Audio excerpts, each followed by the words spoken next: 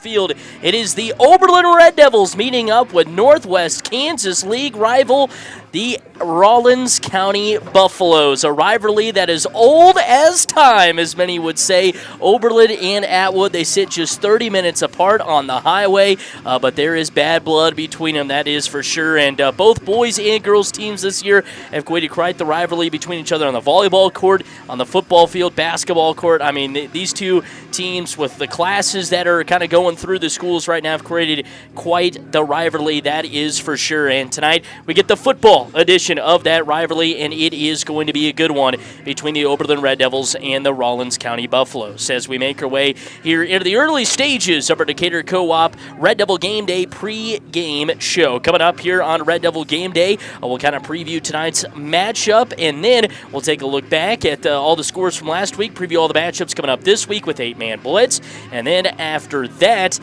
we will take a look at tonight's opponent and Red Devil opposition, the Rawlins County Buffaloes. Then we'll set the stage for tonight's game before finally capping off our pregame show with a sit-down interview with the head coach of the Red Devils, Blake Gehring. So that's all coming up. Let's dive into our matchup tonight. The Oberlin Red Devils come in tonight with a record of 5-1 and 3-0 overall on the season. 3-0 in district play, 5-1 overall on the season. The Red Devils coming off of that rout last week over the Stockton Tigers, 64-0. Oberlin led 48-0 after the first quarter, put up 16 more in the second quarter for the 64-0 win. And kind of talking with Blake Gehring, and we'll hear more from him in our sit-down interview with him, but it was nice for the Red Devils to get a blowout win like that. Yes, playing in those close games teaches you a lot of things and stuff like that, but to go out, have some fun, put up a ton of points, it's always nice as well. And the Red Devils certainly got to play a lot of bodies last week, some of those guys that maybe hadn't seen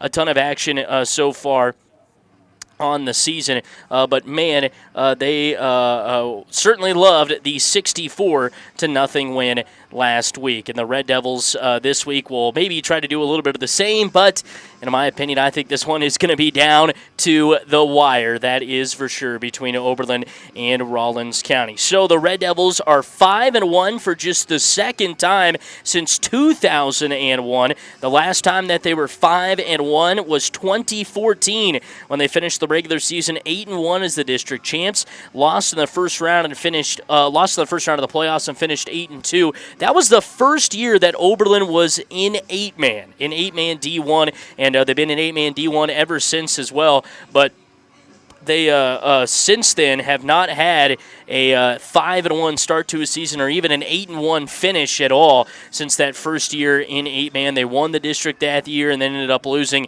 here at Smith Memorial Field in the first round of the playoffs. Had a few turnovers kind of go the opposite way in that one. That at 3-0 in district play, the Red Devils also have the most district wins since 2014.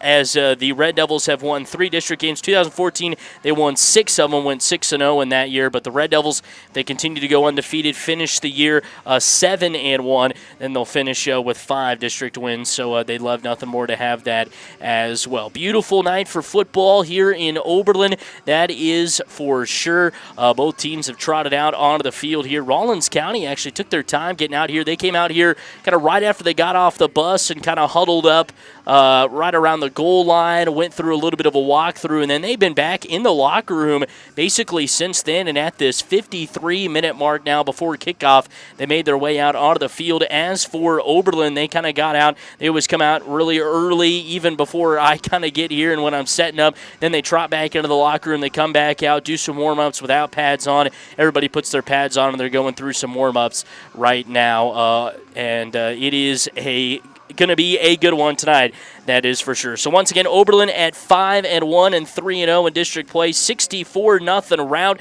of the Stockton Tigers last week, and the Red Devils did it in all 3 facets of the game last week, scoring on a punt return for a touchdown. They scored a rushing touchdown. They scored a passing touchdown, and they scored a defensive touchdown, a pick 6 from Josiah Pattengall. But that pick 6 was overshadowed a little bit by Gage Willoughby's 4 interceptions from last week. Yes, the Red Devils forced the Stockton Tigers into 5 turnovers. All 5 were interceptions, one from Josiah that he took back for a pick 6 on the second play of the game. And then Gage Willoughby intercepted 4 passes throughout the game. Really should have been 5. C.J. Harris probably should have had one. A couple of others could have got in there and had one as well, but Gage ended up walking away with 4 of the 5 interceptions from last week for the Red Devils.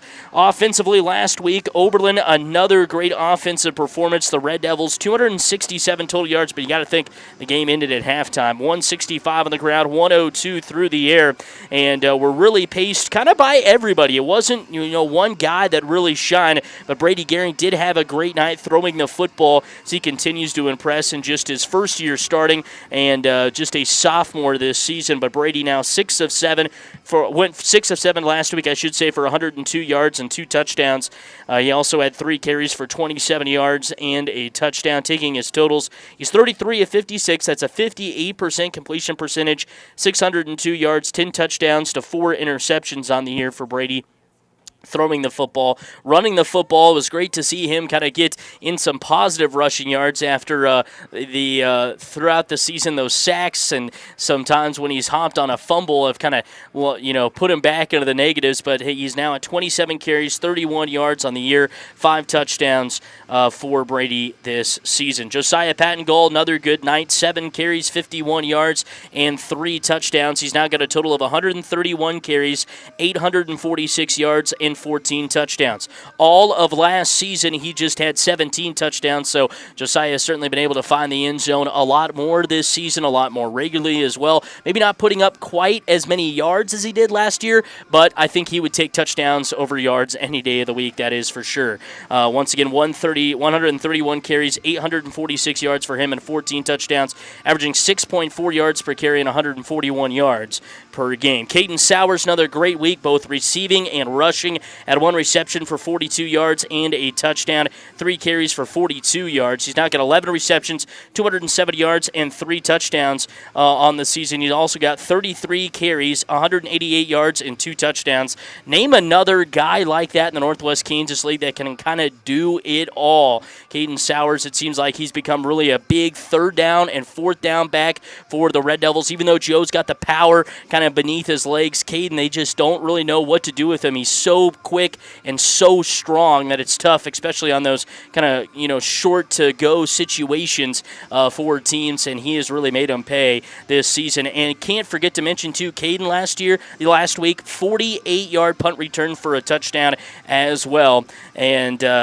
we'll look to continue to do that again tonight. Gage Willoughby, a quiet week, but still a good week as well. Like I mentioned, those 4 interceptions, but he had 2 receptions for 35 yards offensively for a touchdown. He's now got 16 receptions on the year, 338 yards, and 7 touchdowns. He's averaging almost 50. He's averaging 56 yards per game, 7 touchdowns receiving-wise. So 7 of the 10 touchdown passes thrown from Brady have went to Gage, and they'll look to hook up again tonight for some big plays, that is for sure. The Red Devils offensively have gained a total of 1,704 yards. That's an average of 284 per game, 602 through the air, 1,102 on the ground. That's a total of 100 per game through the air, 183 on the ground. All of last season, the Red Devils gained just 2,083 yards, so 2 games left. I would assume that they would either get to that mark or even surpass it over these next 2 games, especially if they go the 4 quarters that they're meant to go anyway. Obviously, Oberlin would love to see him go 2 quarters with the blowout win, but I would assume Oberlin would get over there. They're averaging 43.7 points per game and just giving up 18.8. Oberlin all of last year averaged 30.9 and gave up 29.7, so it's been a scoring explosion for the Red Devils this season, that is for sure. Defensively, last week, the Red Devils with another great week as they continue to impress on that defensive side of the ball, as they have allowed under 35 points in 6 straight games now. That's the longest streak since 2013, when that 2013 team had 5 games go under 35 points from October 4th to October 31st. You got to remember, that was an 11-man team, so kind of going under 35 points is a little more normal than going over, 35 points, where an 8-man, you're really going to see a lot of those go over. But Oberlin has allowed under 35 points in every single game to start this season. Red Devils last week, kind of a quiet night all the way around. They weren't on the defensive side of the ball for a lot, but did have a couple of big drives that they had to shut down Stockton's pass game, and they were able to do that, like I mentioned. 4 interceptions from Gage Willoughby, 1 from Josiah Pattengall. Josiah, a tackle for loss, interception, return for a touchdown. Theo Butterfield, another great night, 3 tackles and a tackle for loss for him. Rustin Bailey, 4 tackles and 2 TFLs as well. And it was kind of anybody and everybody's night as well for the Red Devils last week. Brady Gehring put up 3 tackles. I mean, it was a very athletic defense last week that, they allowed a couple big plays, but really settled in and were able to shut down the Stockton Tigers and really not allow them to go anywhere. That is for sure last week. All right, we're going to take a quick break, and when we come back on our Decatur Co-op Red Devil Game Day pregame show, we take a look back at all the scores from last week and take a look at all the matchups coming up this week with 8-man blitz. It's Oberlin and Rawlins County, and we're just a little over 45 minutes away from kickoff right here on today's Best Country 101.1 KFNF.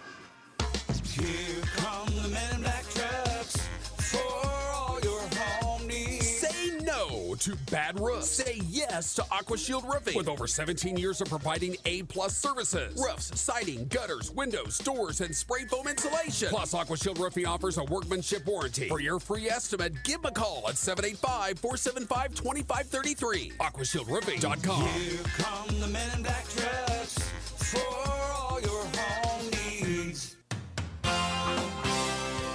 Ever wonder why some people have a spring in their step? It's simple. Fuel. Quality fuel from Decatur Co-op. Without the right fuel, your day can feel like a drag. But with Decatur Co-op's premium Fieldmaster diesel or unleaded fuel delivered straight to you, those days of sluggish starts are over. Serving Northwest Kansas and Southwest Nebraska, they keep you moving. Check out their bulk fuel delivery today. Premium fuel and service you deserve at Decatur Co-op with a location near you.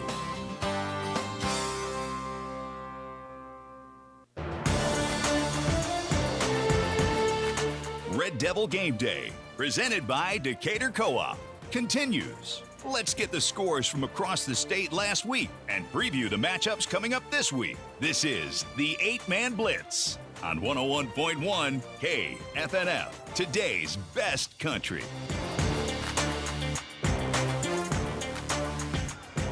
All right, Decatur Co-op pregame show continues to roll on here on today's Best Country 101.1 KFNF as we're just a little under 45 minutes away from kickoff between the 5-1 Oberlin Red Devils and the 4-2 Rawlins County Buffaloes. All right, let's jump into our 8-man blitz. Man had quite a few big games last week, but have even more this week across the state in 8-man Division I. So let's jump in to the 8-man blitz for Week 6 action last week. In District 1 action, West Elk and Sedan met up, and Sedan got the win 56-12 over the West Elk Patriots, so a big win there for Sedan. Cedar Val Dexter continues their great season with a 58-8 win on the road against Central Burton, and Oswego takes down Northeast Arma 74-28.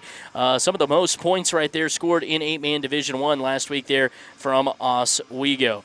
In District 1 action this week, Oswego travels on the road to Cedar Val Dexter. Both of those teams 5-1 and 3-0 in district action, so a district title on the line right there in District 1 this week. Central Burton travels on the road to take on Sedan. Sedan surprisingly 3-3 this year and 2-1 in district play. Central Burton 1-5 and 0-3. Northeast Arma 2-4 and 1-2 on the road to take on West Elk, who's 1-5 and 0-3. In District 2 action last week, Linden and Madison met up in what many considered one of the many games of the week last week. Linden, the state champs from 2023. Madison was looking to kind of was able to get a big upset in the playoffs last year, brought a lot of those guys back, have a great quarterback and running back duo, I know that's for sure, but it was all Linden. 56-6 in that matchup as the Tigers get the win. Northern Heights squeaks one out at home against Yates Center 28-22. And then a very high-scoring game, but Chase County is able to pull away from Flint Hills late to get the 62-48 win. District 2 action this week. Linden at 5-0 and 3-0 in district play on the road to take on Yates Center. Chase County at 3-3 and 2-1 on the road to take on Northern Heights, who's 2-4 and 1-2. Flint Hills at 3-3 and 1-2 on the road to take on Madison, looking to rebound from that tough loss last week at 5-1 and 2-1.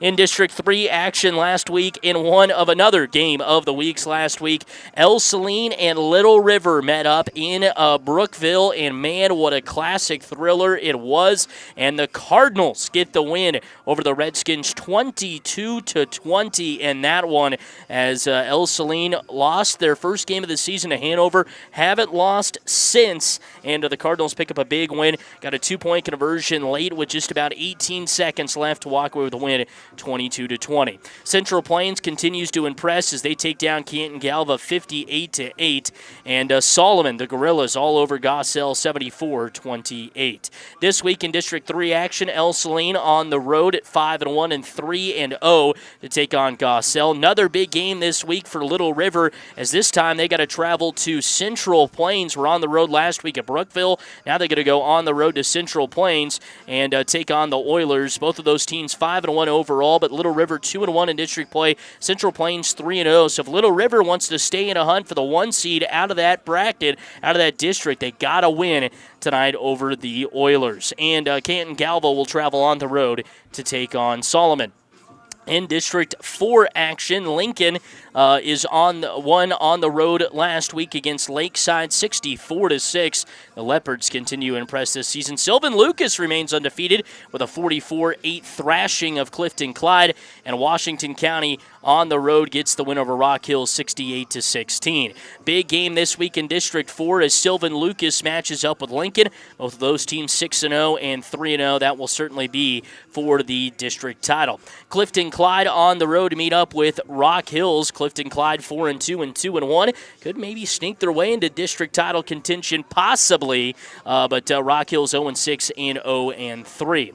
Lakeside 2-4 and 0-3 on the road to take on Washington County, who's 2-4 and 1-2. Watch out for that game to be huge as well. See who kind of maybe gets the number 4 spot out of District 4. District 5 action last week. Oxford on the road got the win over Kiowa County 46-6. Udall losing to South Central 54-0 as the Timberwolves continue to dominate. Manhattan, a non-Acacia school, home school, takes down Pratt Skyline 38-6. Skyline started 4-0 and has lost 2 straight. Udall this week travels on the road to meet up with Oxford. Oxford 5-0 and 2-0. Udall 0-6 and 0-3. And District 5 is one that we'll be paying attention to kind of the last couple of weeks of the season, as with everything that could work out the way it is or might looking like it's going to be one of Oberlin's opponents in the playoffs could be from District 5 in the second round. So looking at a lot of those teams, that is for sure. South Central at 5-0 and 2-0 is on the road to take on Pratt Skyline, who's 4-2 and 1-1. That'll be a big game there for the Timberwolves, kind of their first true test of the season. Kiowa County 2-4, 1-2 is on the road to take on Satanta in a non-district game. Satanta at an 8-man D2 is 0-6. District 6 action last week. Meade, who started out the season 0-2 but has rallied back for 4 straight wins and some big ones along the way. They take down Kinsley 54-30 to take down the unbeaten Coyotes on the road. Sublet rebounds again with a big 50-22 win on the road. And Elkhart pulls off the win over Spearville 44-30. Elkhart hadn't won a game going back a couple of years, so big win there for Elkhart. Meade will be at home this week at 4-2 and 3-0 in district play to meet up with Spearville, who's 1-4 and 1-2. Big game for second place, maybe even putting your hat in the ring for a district title between Sublet and Kinsley. 5-1 and 2-1 Sublet on the road to take on 4-1 and 2-1 Kinsley. Elkhart 1-5 and 1-2 on the road to take on South Gray, who is 1-5 and 0-3. District 7 action from last week. Wichita County over La Crosse 52-6. So A lot of people wrote off the Indians after an early loss to Trigo, but they have rallied back with some dominating performances as they get a win 52-6 over La Crosse. Trigo continue to dominate as well. They win 52-6 over Ness City, and Quinter squeaks it out against the Railers of Ellis 30-20. Quinter will travel on the road this week to meet up with Wichita County. Quinter 3-3 and 2-1. Wichita County 4-2 and 2-1. So a big game there. La Crosse 3-3 and 1-2 on the road to take on Trigo, who is 6-0 and 3-0 now, and ranked number 2 by the K-Preps ratings. Ellis at 1-5 and 1-2 on the road to take on Ness City, who is 1-5 and 0-3. District 7, another district that we'll be looking out as for the last couple of weeks. Oberlin's first round playoff game will be up against a District 7 team, looking like maybe the 3 or the 4 seed. So Ellis, Quinter, La Crosse, kind of looking at those teams right there anyway, and see how they finish up the season.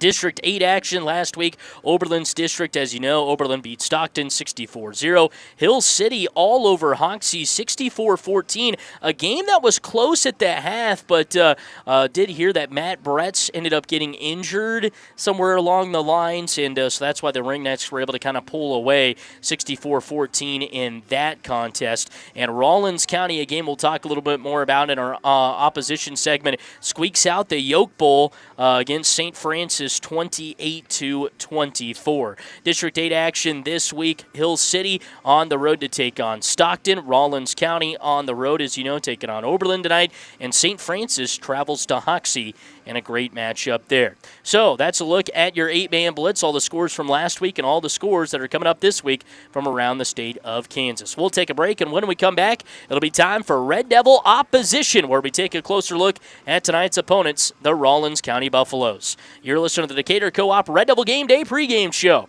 right here on today's Best Country 101.1 KFNF. A lot goes into taking care of your property. You need equipment with more reliability and versatility built in, like Kubota BX and L Series compact tractors that get the job done right, or the Z Series mowers that deliver a quality cut, and Sidekick utility vehicles where durability meets speed. Visit your Colby Ag Center for a demo today. Colby Ag Center, your local Cub Cadet dealer at 305 East Horton.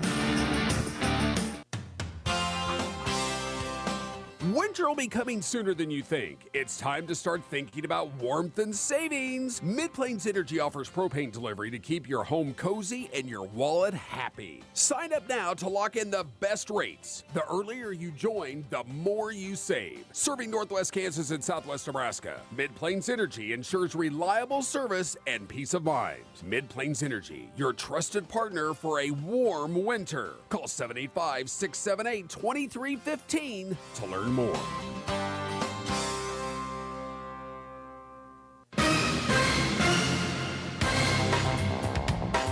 Red Devil Game Day, presented by Decatur Co-op, continues on 101.1 KFNF, today's best country. Let's take a closer look at tonight's opponent with Red Devil Opposition.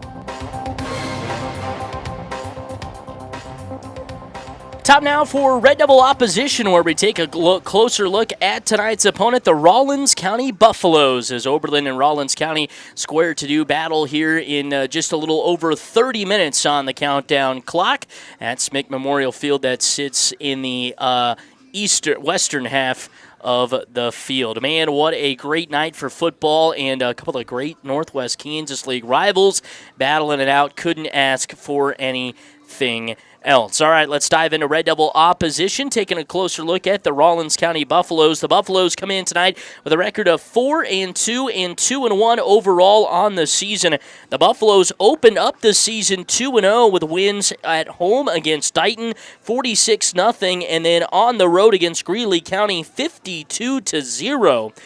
So it was a certainly great start to the season for Coach Schromick and his squad at 2-0 without giving up a single point. But then they would welcome the Trigo Golden Eagles back to the field at Dan Lankus Field there in Rawlins County, and in Atwood, I should say, and in what turned out to be a heck of a game. The Golden Eagles pull out a late comeback and got the win 40-34, and then the next week, the Ringnecks of Hill City would go on the road there to Atwood and take down Rawlins County 58-20. So after 2-0 start, it was quickly a 2-2 season right there for the Buffaloes, but they've responded very well with back-to-back wins, a 56-0 win on the road at Stockton, and then last week winning the Yoke Bowl over St. Francis 28-24.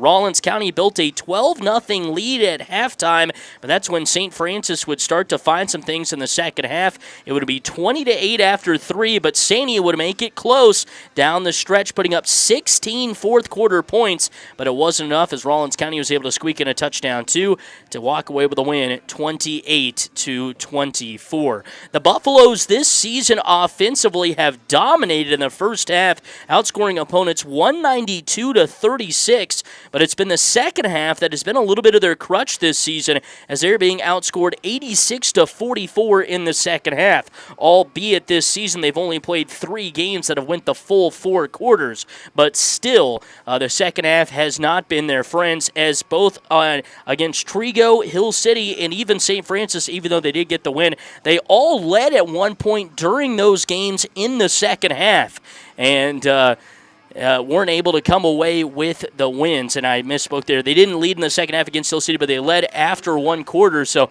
they've had a lead in pretty much every single game this season, but are still coming into this matchup 4-2. So you got to think they're wanting to kind of maybe put those things behind them as well. That is for sure going into tonight. So once again, Buffalo's 4-2 coming off of back-to-back wins, a win over Stockton, 56-0, and a win against St. Francis last week in the Yoke Bowl at home, 28-24. So Rawlins County at 4-2 and 2-1 in district play currently sits in third place in the district, chasing Oberlin and Hill City at the top. They've already lost to Hill City, so don't have a tiebreaker with them. But if they can beat Oberlin, they'll have a tiebreaker with them and kind of force some speculation around what's going to happen in the final week of the season last week. The Buffaloes this season so far averaging 39.3 points per game and averaging 322 total yards of offense per game. The Buffaloes are certainly one of the best at running the football in the state of Kansas. That is true, as the Buffaloes this season have had 200 or more rushing yards in every single game, and all but one, they've rushed over 235 yards. The lone time that they didn't do that was against Greeley County when they rushed for 209, but that game only went to halftime. They've had 369 yards in a game rushing this season, and it came against Trio back on September 19th. They can put up gobs and gobs of yards, that's for sure, and like I mentioned, on the ground, as they average just 51.3 yards through the air per game, but 271 yards on the ground. They've rushed for 1,628 yards on the season, and you compare that to Oberlin, who maybe has a little bit more of a balanced attack. Oberlin's only rushed for 1,102 yards so far this season, as Rawlins County has rushed for almost as many yards as the Red Devils have totally gained on the year. So that kind of tells you how much they love to run the football. And it all starts with quarterback Dominic Paz. Paz this season has done it throwing and running, but really running. Last week had 27 carries for 204 yards and a touchdown. His totals on the year, 112 carries, 876 yards, and 14 touchdowns. Averages 7.8 yards per carry and 146 yards per game.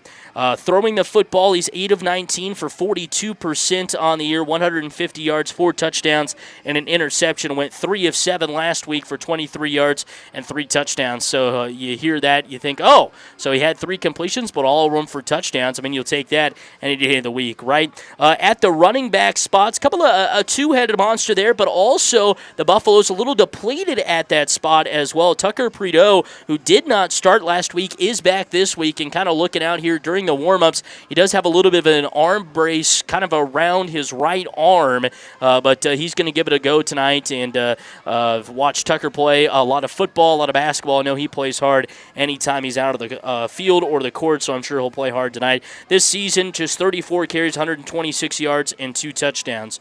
Tanner Lankus, another big running back for the Buffaloes, kind of more maybe in the fullback role per se. 6 carries, 26 yards. He's got last week 22 carries, 156 yards, and 2 touchdowns this season. This Buffalo team this year has thrown it more than last year's team, as last year's team didn't have a 100-yard passing game. This year's team did. When they put up 100 yards throwing the football against Trigo back on September 19th. That was their first time having a 100-yard passing game since October 20th of 2023. So this team can throw it a little bit more, and they've got a couple big targets in Luke Siss at 6'1", 160 pounds. He's got 5 receptions, 38 yards, and a touchdown. And Justice Farr, 6 receptions, 79 yards, and 2 touchdowns. They're really missing, though, True Dewey, who is injured for the rest of the season, or maybe for a little bit anyway, as he came out. He's got his arm in a sling, so I'd assume he's probably out for the season. Played in just 3 games this year, but had 6 receptions for 108 yards and a touchdown, so they're really going to miss him, especially as they're trying to beat some of this Red Devil secondary that has played very well over the last 3 or 4 weeks of the season. Also on the offensive side of the football tonight, injured and in just his jersey and sweatpants is Austin Chumley. He's kind of been another big running back for the Buffaloes with 377 yards and 5 touchdowns. So True Dewey, Austin Chumley, both out tonight. Tucker Prideaux is going to give it a go, and he's kind of, like I mentioned, he's got his arm, kind of his wrist, I should say, on his right hand in a little bit of a brace, but I think he'll still play a majority of the snaps. But it'll be interesting to see. They've relied on him to pass in some situations this year. He's 11 of 20 passing, 55%, 148 yards, 2 touchdowns, and 2 interceptions. So we'll see if they want him to throw the ball tonight or if it's going to be Dominic Paz the whole entire time. Defensively, this is a very sound and physical defensive team, and it all starts up front with the play of Dylan Fairchild. You probably know him from the wrestling mat. He's had a couple of trips down to the state tournament wrestling-wise. 26 tackles this season, 4.5 tackles per game, 6 TFLs, and 2 sacks. Owen Bowles has been a surprise this year for the Buffaloes as well. 22 tackles, 6 TFLs, 3 sacks, and a fumble recovery too. But it's the linebacker core for the Buffaloes that has been huge, especially the two-headed monster of Tanner Lankus and Dominic Paz. Lankus, 64 tackles this season, averages 10 tackles per game, 17 TFLs, 1 sack, 5 forced fumbles, and 3 fumble recoveries. Dominic Paz, 55 tackles, averages 9.2 tackles per game, 5 TFLs for him, 2 interceptions, 2 forced fumbles, and a fumble recovery. Justice Farr, 22 tackles for him there to round out the linebacker core. He's got a couple of picks too. And then in the secondary, it's been a very great secondary this season. 33 tackles from Tucker Prideaux. He's also got 3 interceptions and a sack on the year. And Wraith Worthy, been a surprise too. 2 interceptions, forced fumble, a fumble recovery, and 36 tackles. So those 5 right there that I just mentioned really set the tone once somebody breaks through a tough defensive line up front that goes 150, 210, 160, but very tall up front, 6'1", 6 foot, and 5'10". So kind of seeing over the line for Brady is going to be huge tonight. Same thing for Josiah. If you can see over the line, see where the linebackers are, make some big cuts, it'll be interesting to see how that goes tonight for Josiah and the Red Devil offense. But this is a Rawlins County defense.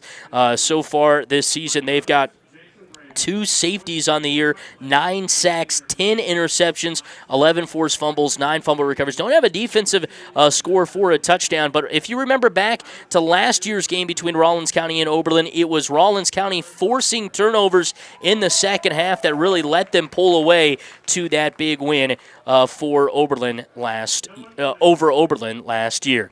All right, that'll do it for Red Devil opposition. We'll take a break, come back, set the stage, and then we sit down and talk with head coach of the Red Devils, Blake Gehring. That's all coming up next here on a Red Devil Game Day Decatur Co-op pregame show. 1, 2, what do I do? 3, 4, dents in my door. 5, 6, get them fixed. 7, 8, Make them straight.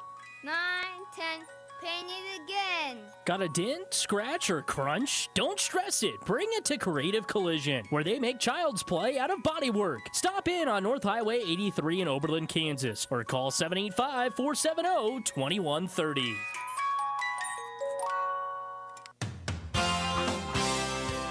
Ever wonder why some people have a spring in their step? It's simple. Fuel.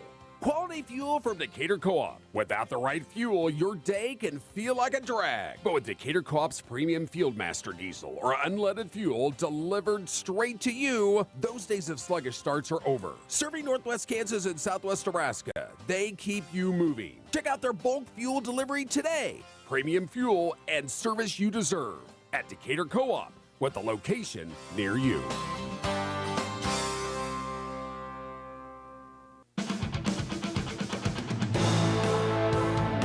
The popcorn is getting popped, the burgers are getting flipped, and the players are warming up. Red Devil football is just minutes away. Let's go live to the field to set the stage for tonight's game. Here's Sam Knoll.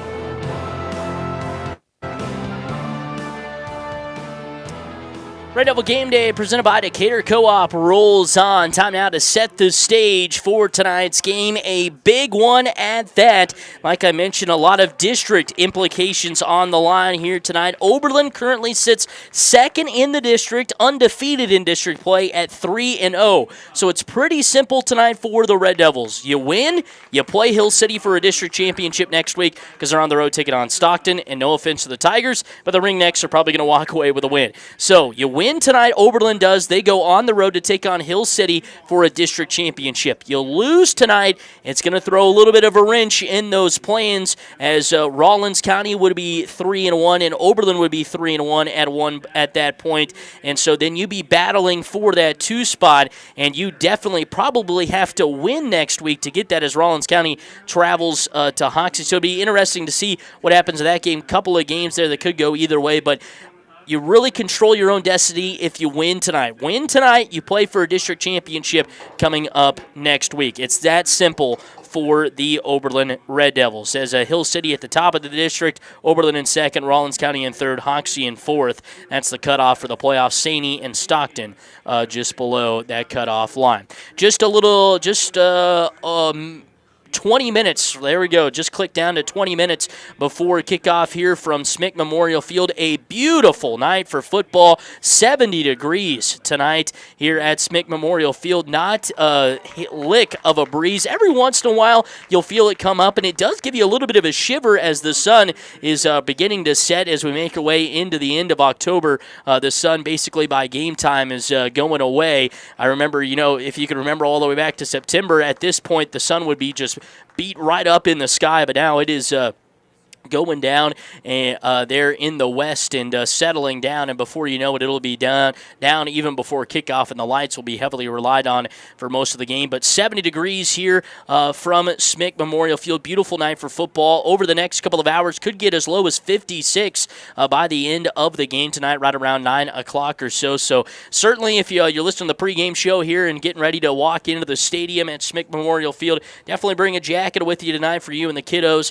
or if you're staying at home, hey, it'd be a good night to pull up the fire, put on the YouTube channel, and watch some great football tonight. What is going to be the key to the game for the Oberlin Red Devils tonight? Well, it's pretty simple, in my opinion. The Red Devils have got to stop the run. If they can do that, they'll be able to walk away with the win, in my opinion. But it's not going to be an easy task. The Red Devils have done a good job stopping the run against some very run-heavy teams this season, but they haven't faced a run-heavy team like the Rawlins County Buffaloes yet this year, as Rawlins County is going to throw every type of run package they can at them. They're going to go out of the I formation. They're going to go out of the shotgun with a man, on Paz's left hip or right hip. They're going to have Paz take just a QB run up the middle, or roll him out and let him run. I mean, they are going to try to run the football as much as they can and get it to their athletes in the backfield. That includes Tucker Prideaux. Obviously, the quarterback, Dominic Paz, is going to be relied on heavily tonight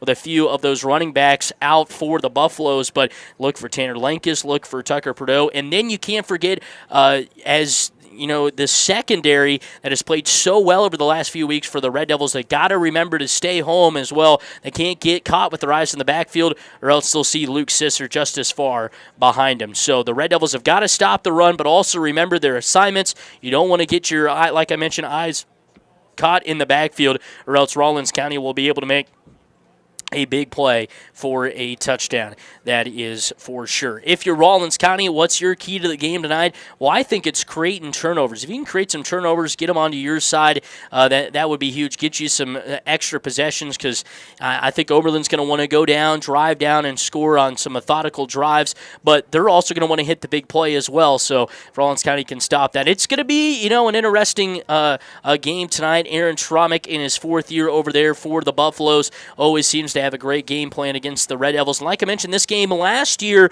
between Oberlin and Rawlins County, man, what a game it was. Oberlin led at the half after a big 70-yard kick return for a touchdown from Josiah Pattengall that everybody in the building thought a holding call was going to be called on the Red Devils, but there wasn't a holding call, and so Josiah got the touchdown in the end. But then Rawlins County came out and dominated the second half and ended up walking away with a 48-18 win. Oberlin since 2000 is just 7-15 against the Buffaloes, and Rawlins County has won the last 5 matchup straights.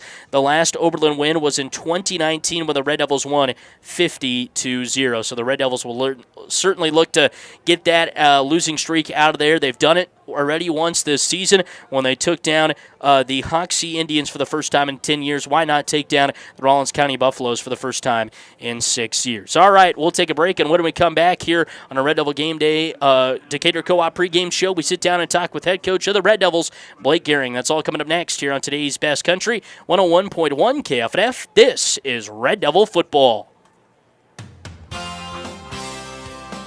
Winter will be coming sooner than you think. It's time to start thinking about warmth and savings. Mid-Plains Energy offers propane delivery to keep your home cozy and your wallet happy. Sign up now to lock in the best rates. The earlier you join, the more you save. Serving Northwest Kansas and Southwest Nebraska, Mid-Plains Energy ensures reliable service and peace of mind. Mid-Plains Energy, your trusted partner for a warm winter. Call 785-678-2315 to learn more.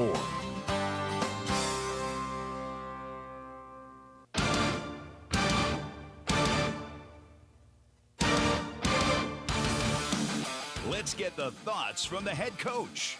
It's time to talk with head coach Blake Gehring on Red Devil Game Day, presented by Decatur Co-op.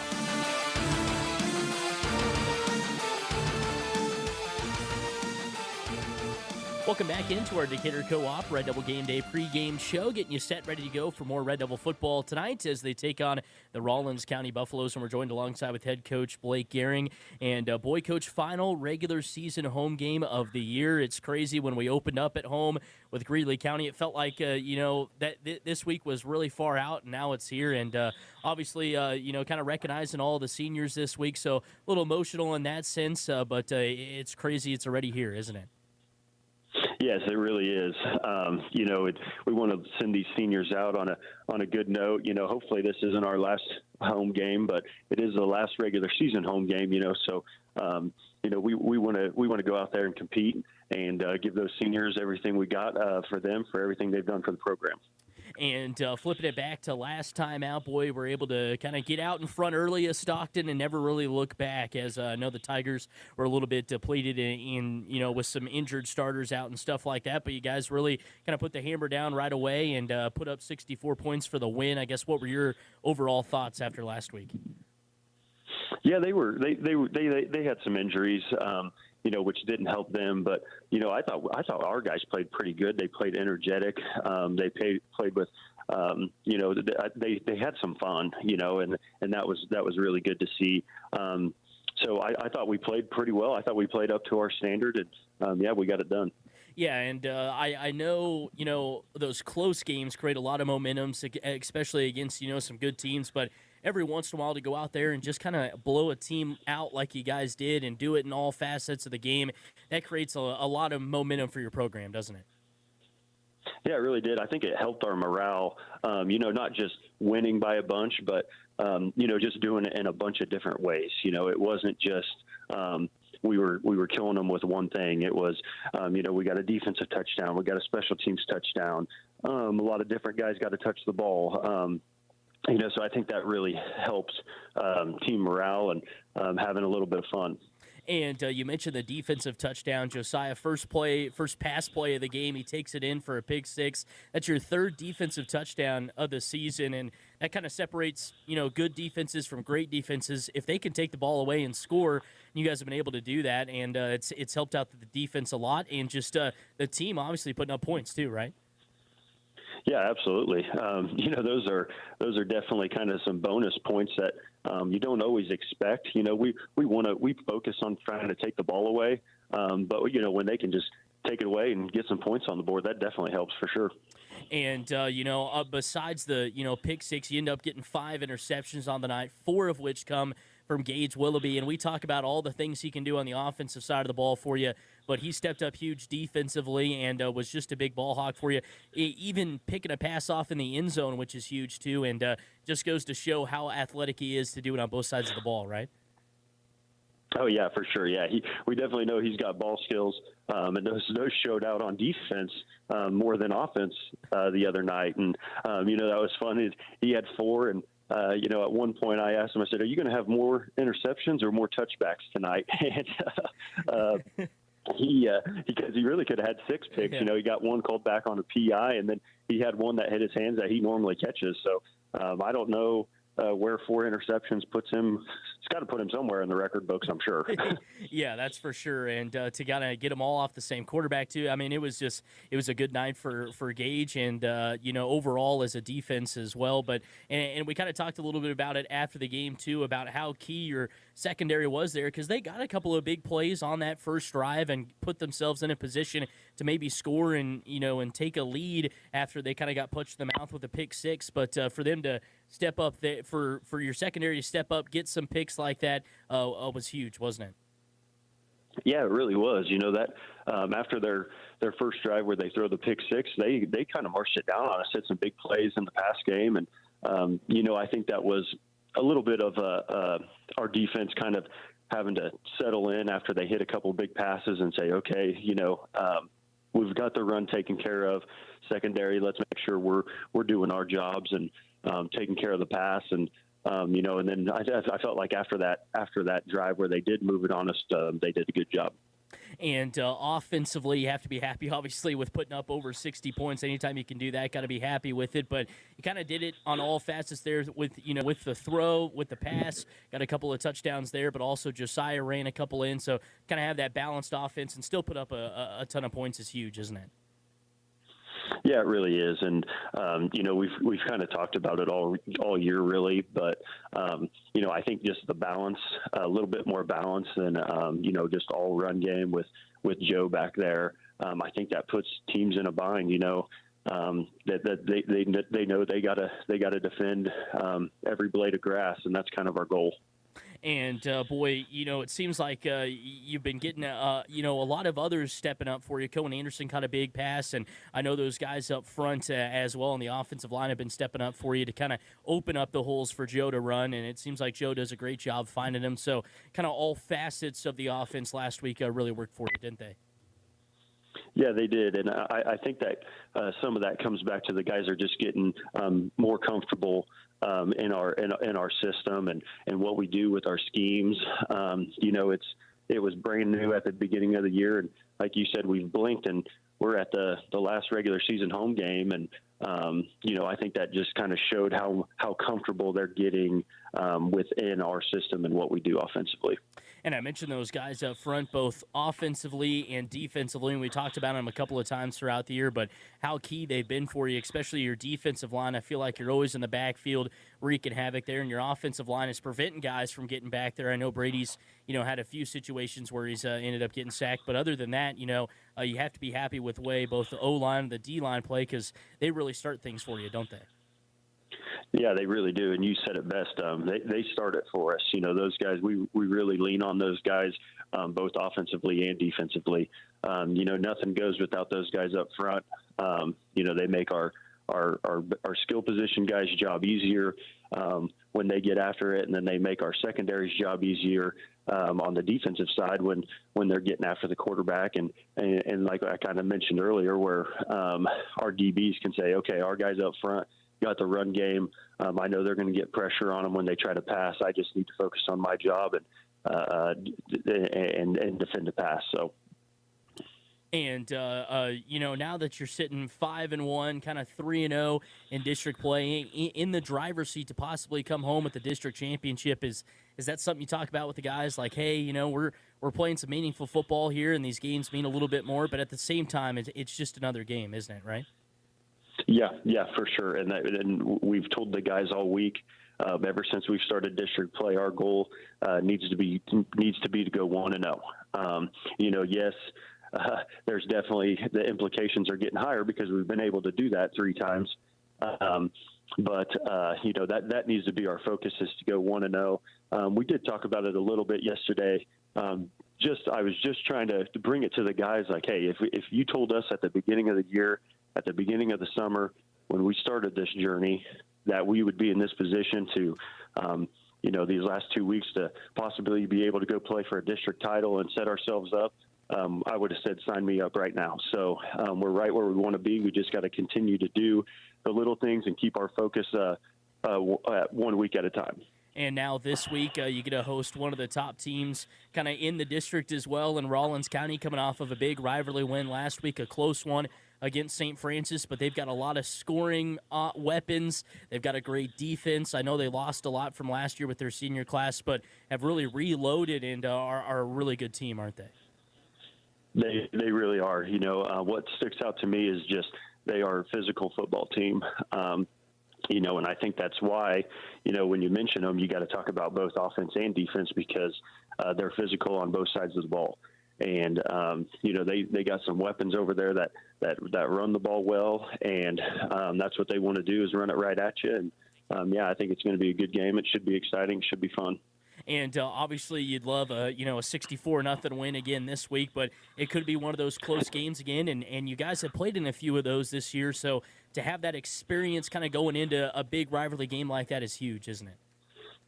It really is, and I think that's kind of a testament to our tough district. We knew going into it that there was going to be some good games. There's going to be some tight games. Yeah, we would definitely take the blowout win, but we're not expecting that. We're expecting it to be just a true rivalry game where it could come down to the wire, and we've played in some games like that. So I feel like that's going to help us out here as these games get more important, and the opponents are going to be good quality opponents too. So.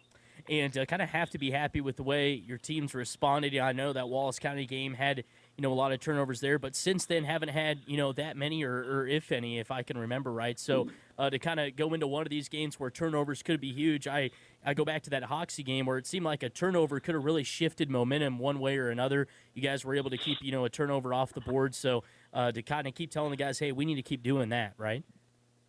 Yeah, for sure. And it's going to be like that.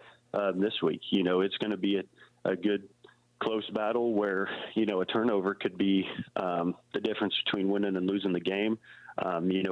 We've really emphasized trying to play a cleaner game with turnovers and penalties. And, I felt like we've been able to do that for the most part. We just need to continue to do it because you're absolutely right. That Hoxie game, either way, a turnover could have shifted that whole game. And, if you can play clean football, you're going to give yourself a chance to be in it to win at the end of the game.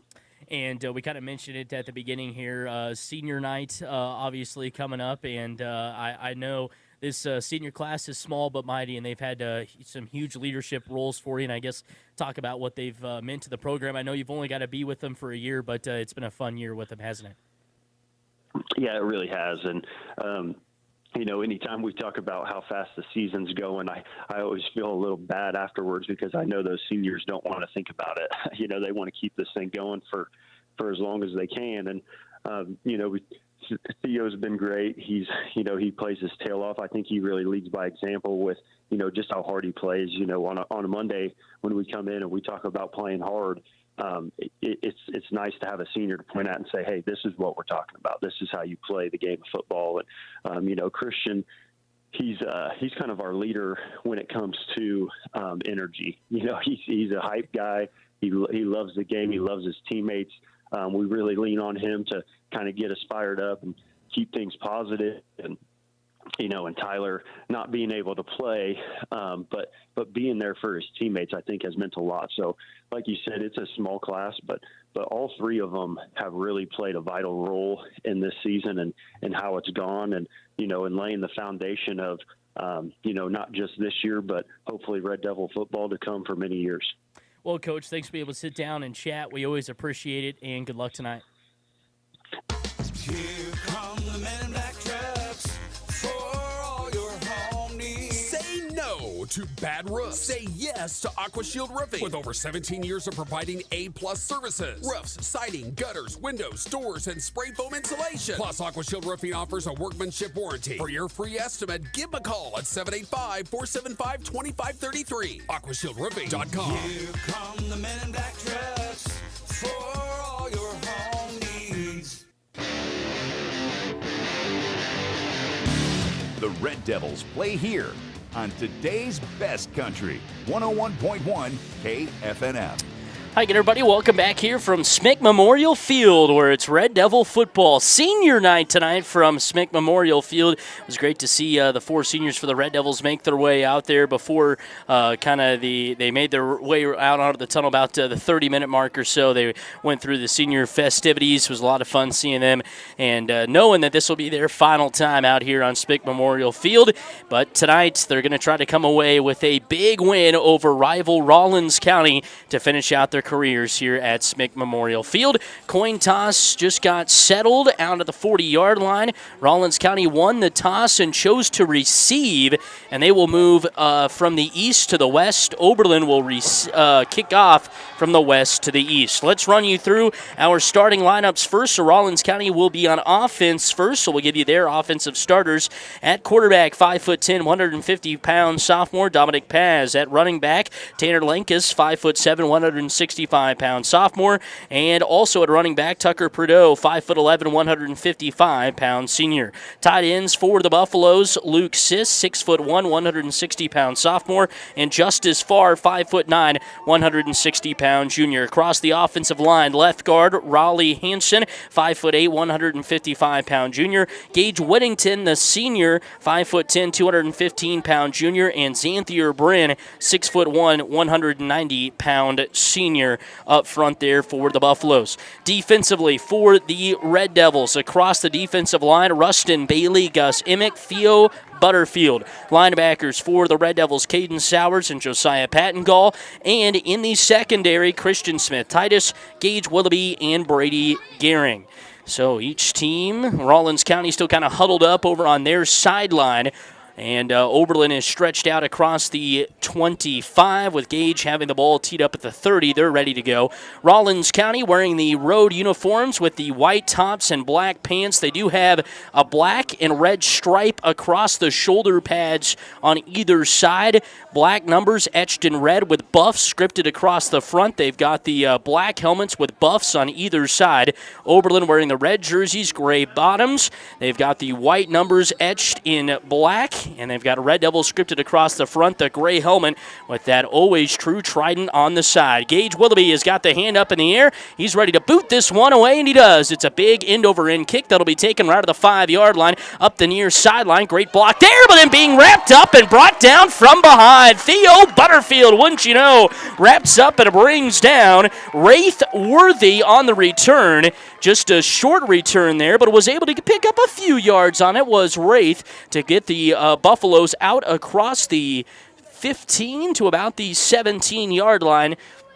And that is where the Buffaloes will start with the football, first down and 10. So once again, Rawlins County won the toss, chose to receive, and they have it first down and 10 from the 17. Out of the shotgun here is Paz. Got a man on his hip. Prideaux to the left. Takes a snap. QB design run. Left side. Finds a big hole at the 20 before it'll finally be wrapped up and brought down by Christian Smith Titus. It was a big hole off that far side right there for Paz, and it looked like he might have some large green grass in front of him, but Christian Smith Titus able to make a tackle, but a big pickup on first down for Dominic Paz of 7. It'll bring up 2nd down and 3 with 11:30 to go in the first quarter of play. So one play in the books. Like I mentioned, Red Devils, the name of the game today, stopping the run. If you can do that, you'll be able to walk away with a win. Paz out of the shotgun. Heavy set line over to the right. He's got man on either end. Takes a snap. Paz trying to break off the right side. He's wrapped up and brought down to the backfield and forced backwards. It's Christian Smith Titus in there as well, again, along with a couple others. And the Red Devils saw that heavy set run package. They knew Paz was going to take it, and they force him for no gain on 2nd down, and it's 3rd down and 3. And just like that, the Red Devils have forced the Buffaloes into a pickle here. We'll see what they want to do on 3rd and 3. As Dominic Paz goes out of the shotgun again, he's got Tucker Prideaux off to his left. Heavy set Ryan towards the right, takes a snap, goes to the left, far side of the field. Wrapped up, jukes that tackler, spins out of it, but then he's wrapped up and brought down to the backfield. Coming up and getting him right there is Josiah Pattengall to wrap him up and bring him down. The Red Devils, after a big chunk, or a short chunk run on first down of 7 yards, force no gain on the next 2, and it's 4th down and 3 for the Buffaloes here in the first quarter with 10:16 to go. Great job by the Red Devil defense as back-to-back QB runs right up the middle for Paz, and each time the Red Devils were there to stop it. So Dominic Paz out of the shotgun here. Is he going to punt this one away? Red Devils don't have anybody back, and they're looking to get him to jump off sides, and I think they did. Someone did anyway, and it might be Oberlin. And they're going to call an offsides on Rawlins County, so that's good for them. Good for the Red Devils, I should say. So first penalty of the day, and it goes against the Buffaloes. So Oberlin will take that. So 5-yard penalty there. That'll move it back to 4th and 8, maybe just trying to get a little bit more room. And we'll see what Dominic Paz wants to do now here. Now the Red Devils do send someone deep to return. It's Caden Sowers who stands at about the 25. Paz puts this end-over-end boot high and in the air, coming to the near side. And Caden has to go in and out of his hands, and he might have jammed his finger. But the ball trickles out of bounds at about the 22. It was a fumble as the blue bag from the official came down just across the 22-yard line. But that's where Oberlin will start with the football. 1st down and 10. So Oberlin able to force a punt on the first drive from Rawlins County. Now, can they take it down the field and score? And Brady Gehring talking with head coach Blake Gehring. Just gave him a high five, and now he runs in the play from this north sideline. Brady has had such a great sophomore season, first full season as the starting quarterback for the Red Devils. And he goes out of the shotgun here with the trusty first-team Northwest Kansas League running back Josiah Pattengall on his left hip, takes a snap, hands it off to Joe, right side, and he's met at the line of scrimmage and wrapped up and brought down. Couldn't tell who was in on the tackle there. But there was certainly a gang of tacklers from the Buffaloes, that is for sure, as looked like Jacob Parsons was a number that I got from right there. So just a pickup of 1 for Josiah Pattengall on the first run of the game for the Red Devils. Brings up 2nd down and 9. They call it from the 24. Brady out of the shotgun. Sowers directly behind him. Man on his right hip is Josiah. Takes a snap, hands it off. Sowers right side. He got through the line and then wrapped up and brought down by the linebackers that were crashing the line of scrimmage. And so it'll bring up 3rd down and 9. And neither team having a good time running the football so far. And then it brings up 3rd and 9 for the Red Devils. So we're going to have to maybe air it out here on 3rd and 9. 8:54 and counting to go in the first quarter of play. Rawlins County 3 and out on their first drive. Oberlin 2 and out so far, and they have 3rd and 9 from their own 24. Gehring out of the shotgun. Pattengall in his right hip. 2 receivers to the far side. Sowers in the slot. Sends him in motion right to left. Fakes the jet sweep. Hands it off. Josiah waiting for the hole. Breaks off a tackler. Still on his feet. But he's wrapped up and brought down. It'll just be a short game. Nowhere close enough for the first down. But it's 4th and decision time here for Blake Gehring. And I think the punt unit is coming out. And yep, they are. So just a short pickup there to make 4th and about 5, I'd say. 4th and 6, they say. So a 3-yard pickup. It was a good design play there from Blake Gehring, and the squad faked the jet sweep and let Joe kind of do the work, and he waited for the holes. They just didn't come right away. Gage Willoughby with the end-over-end boot. That pass will take right at the 20. He fumbled the football. 2 men are on top of it. Does Oberlin have it? And they do! Theo Butterfield runs down and picks the ball up as the Rawlins County Buffaloes fumble it at their own 20-yard line. And now Coach Aaron Tromick is out there. I don't think he's arguing with the official. He's arguing with his men as Dominic Paz came running all the way up to take that one. But do we have a flag on the play here? We do, all the way back at the line of scrimmage. And so Oberlin, who had a turnover, has to have it taken away after they're going to call offsides on the Red Devils. That'll move them back 5 yards. And not the way that Oberlin wanted that one to go, as they had a turnover in the bag there from Theo Butterfield with the fumble recovery after Dominic Paz had to go off of his hands. But now Gage will punt this one away from his own 10, or just in front of it. Good snap. And the boot is a high end-over-end boot. Paz circling underneath it, lets it bounce at the 20, roll all the way to about the 15 on the near sideline, and it'll be picked up just inside the 15 at about the 14 by Josiah Pattengall. So Oberlin and everybody at Smick Memorial Field thought they had themselves a turnover, but instead a penalty bails out the Buffaloes, and so they'll have the football 1st down and 10 from the 14-yard line. Each team trading a pair of 3 and outs, and we have 7:50 to go in the first quarter of play. 7:50 to go, first quarter of play from Smick Memorial Field. Oberlin wins tonight. They force a district championship with them at Hill City coming up next week. Paz under center, I formation look, turns, hands it off. Prideaux right side off the center, and he will be wrapped up and brought down after a short gain. Tucker Prideaux, very long and lanky back there, that is for sure. 5'11". I'd say he's even closer to 6 foot, but he picks up 3 yards on his first carry of the contest, and it makes it 2nd down and 7. It was all Dominic Paz on the first drive of the game for the Buffaloes, and now it's 2nd and 7 after the carry for Tucker Prideaux is first. They work on the near side hash, driving east to west here at Smick Memorial Field. Sun is basically set. I mean, the sky is still lit up, but the sun not having any play. And then Tucker Prideaux fumbles the football in the backfield. Was he able to get back on top of it? I think he did.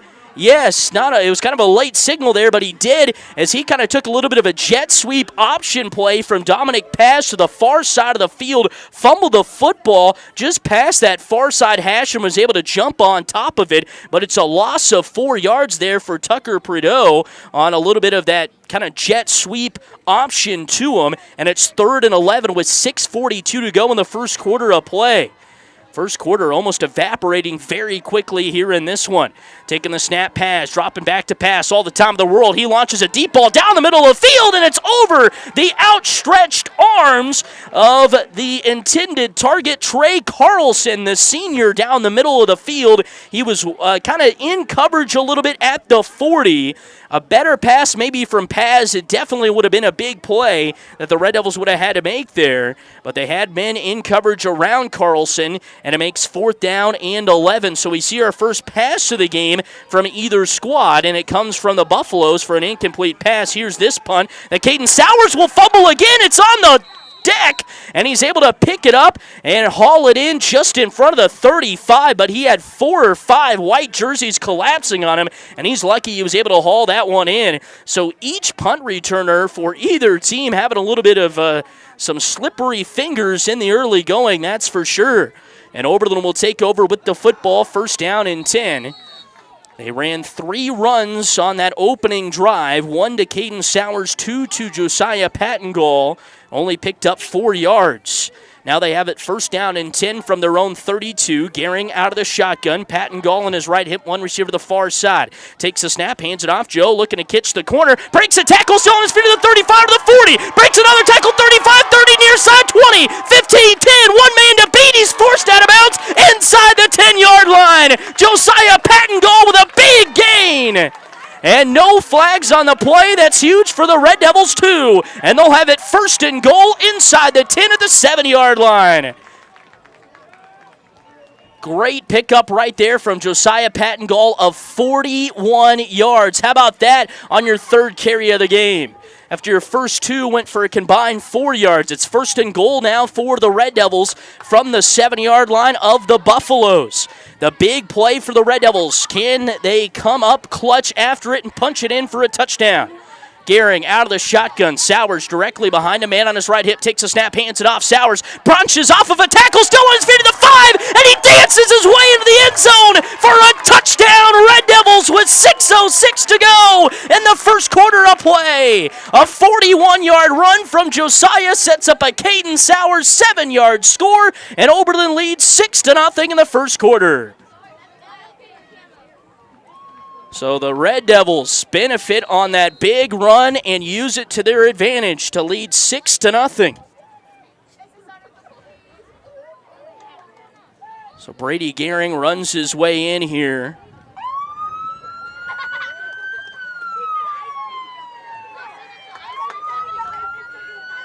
And he is going to have to take this snap. Takes it and hands it off left side. Josiah breaks off a tackle, dives for the pylon, dives for the end zone, I should say, and he's in for the 2-point conversion. So it is an 8-0 lead for the Red Devils. A 41-yard run sets up a 7-yard score from Caden Sowers, and Oberlin punches the Buffaloes in the mouth first as they lead 8-0 with 6:06 to go in the first quarter of play. This is Oberlin Red Devil football. Goes into taking care of your property. You need equipment with more reliability and versatility built in, like Kubota BX and L Series compact tractors that get the job done right, or the Z Series mowers that deliver a quality cut, and Sidekick utility vehicles where durability meets speed. Visit your Colby Ag Center for a demo today. Colby Ag Center, your local Cub Cadet dealer at 305 East Horton.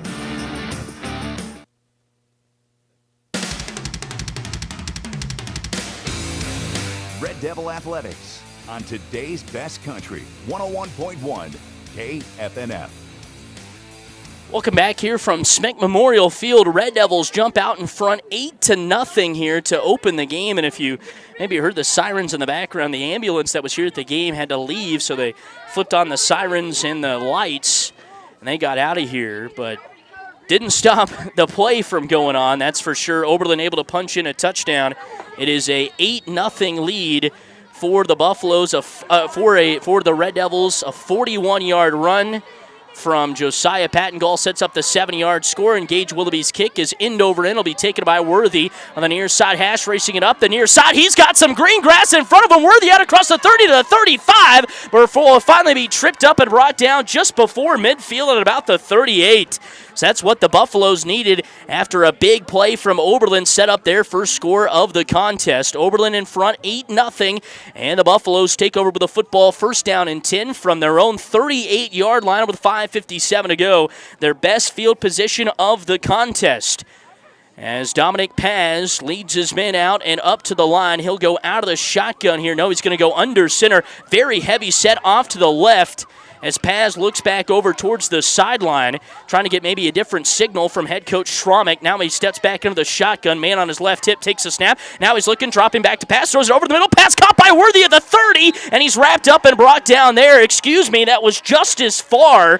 Great pass and catch. A little bit of an audible right at the line there for the Buffaloes, and it moves them into Red Devil territory. Their first big play of the contest right there. Pickup of 12 through the air from Dominic Paz to just as far. And it brings up first down and 10 for the Buffaloes from the Red Devil 30-yard line, working on the near side hash. Paz out of the shotgun, got a man on his hip to the left. It's Prideaux, takes a snap, QB run, left side, and he's wrapped up and brought down by the ankles. Caden Sowers rushing into the backfield to bring him up and down. The knees went forward just enough to move the down marker a yard, and will bring up second down and 9. So a little bit of a pass play, gets a big gainer. They go back to the run, and they go nowhere. 6 carries for 7 yards so far for the Buffaloes on the night. Red Devils doing a good job stopping the run. I mentioned in the pregame show, have got to stop the run if they want to walk away with a win. Red Devils in front, 8-0, 5 minutes to go in the first quarter of play. Paz goes under center, I formation look here. Perdot at the tip of the eye, takes the snap, hands it off, fullback left side, and wrapped up and brought down right there is Tanner Lankus for a short carry, and it brings up third down. So third down for the Buffaloes. Definitely four-down territory here as they work close to the 25. They say the ball at the 27 after Tanner Lankus' first carry of the game goes for 2 yards. So 3rd and 7 for the Buffaloes. 4:30 and counting to go in the first quarter. Oberlin 8, Rawlins County 0. Oberlin has not beat the Buffaloes, if you remember, since 2019. Trying to do that tonight and put themselves in the driver's seat for a district championship. And someone went offsides. I think it's the Buffaloes on this near side of the line. Luke Siss took off way before the play even started. Got Cohen Anderson to jump too, but they say Luke was the first one to. So that'll move him back 5 yards. Second penalty like that today for the Buffaloes. The first one I think was kind of intentional. That one definitely not. And it's 3rd and 12. And see what Coach Schromick draws up here for the Buffaloes on 3rd and 12 from the Red Devil 32. Paz out of the shotgun, got a man on his left hip. Perdot takes a snap, dropping back to pass, looking, fires it over the middle. He had 2 men right there, but had 2 Red Devil defenders in his face. It's Josiah Pattengall and Rustin Bailey applying the pressure, and Paz just threw that ball up for grabs before his receivers broke their routes, and so it's 4th down and 12. Great job of the Red Devil pressure, forcing that early throw as he had 2 men crossing in the middle of the field at about the 15. If he could have waited a second or two, they might have been open. But that pressure from the Red Devils forced the throw, and it's 4th down and 12 with 4:09 to go in the first quarter of play for the Buffaloes. Paz out of the shotgun, and we got a timeout on the field. That will be taken by the Buffaloes. We'll take one with them. 4:09 to go in the first quarter of play. It is 8-0. Oberlin in front over the Buffaloes of Rawlins County. This is Red Devil football. What do I do? 3, 4, dents in my door. 5, 6, get them fixed. 7, 8, make them straight. 9, 10, paint it again. Got a dent, scratch, or crunch? Don't stress it. Bring it to Creative Collision, where they make child's play out of bodywork. Stop in on North Highway 83 in Oberlin, Kansas, or call 785-470-2130.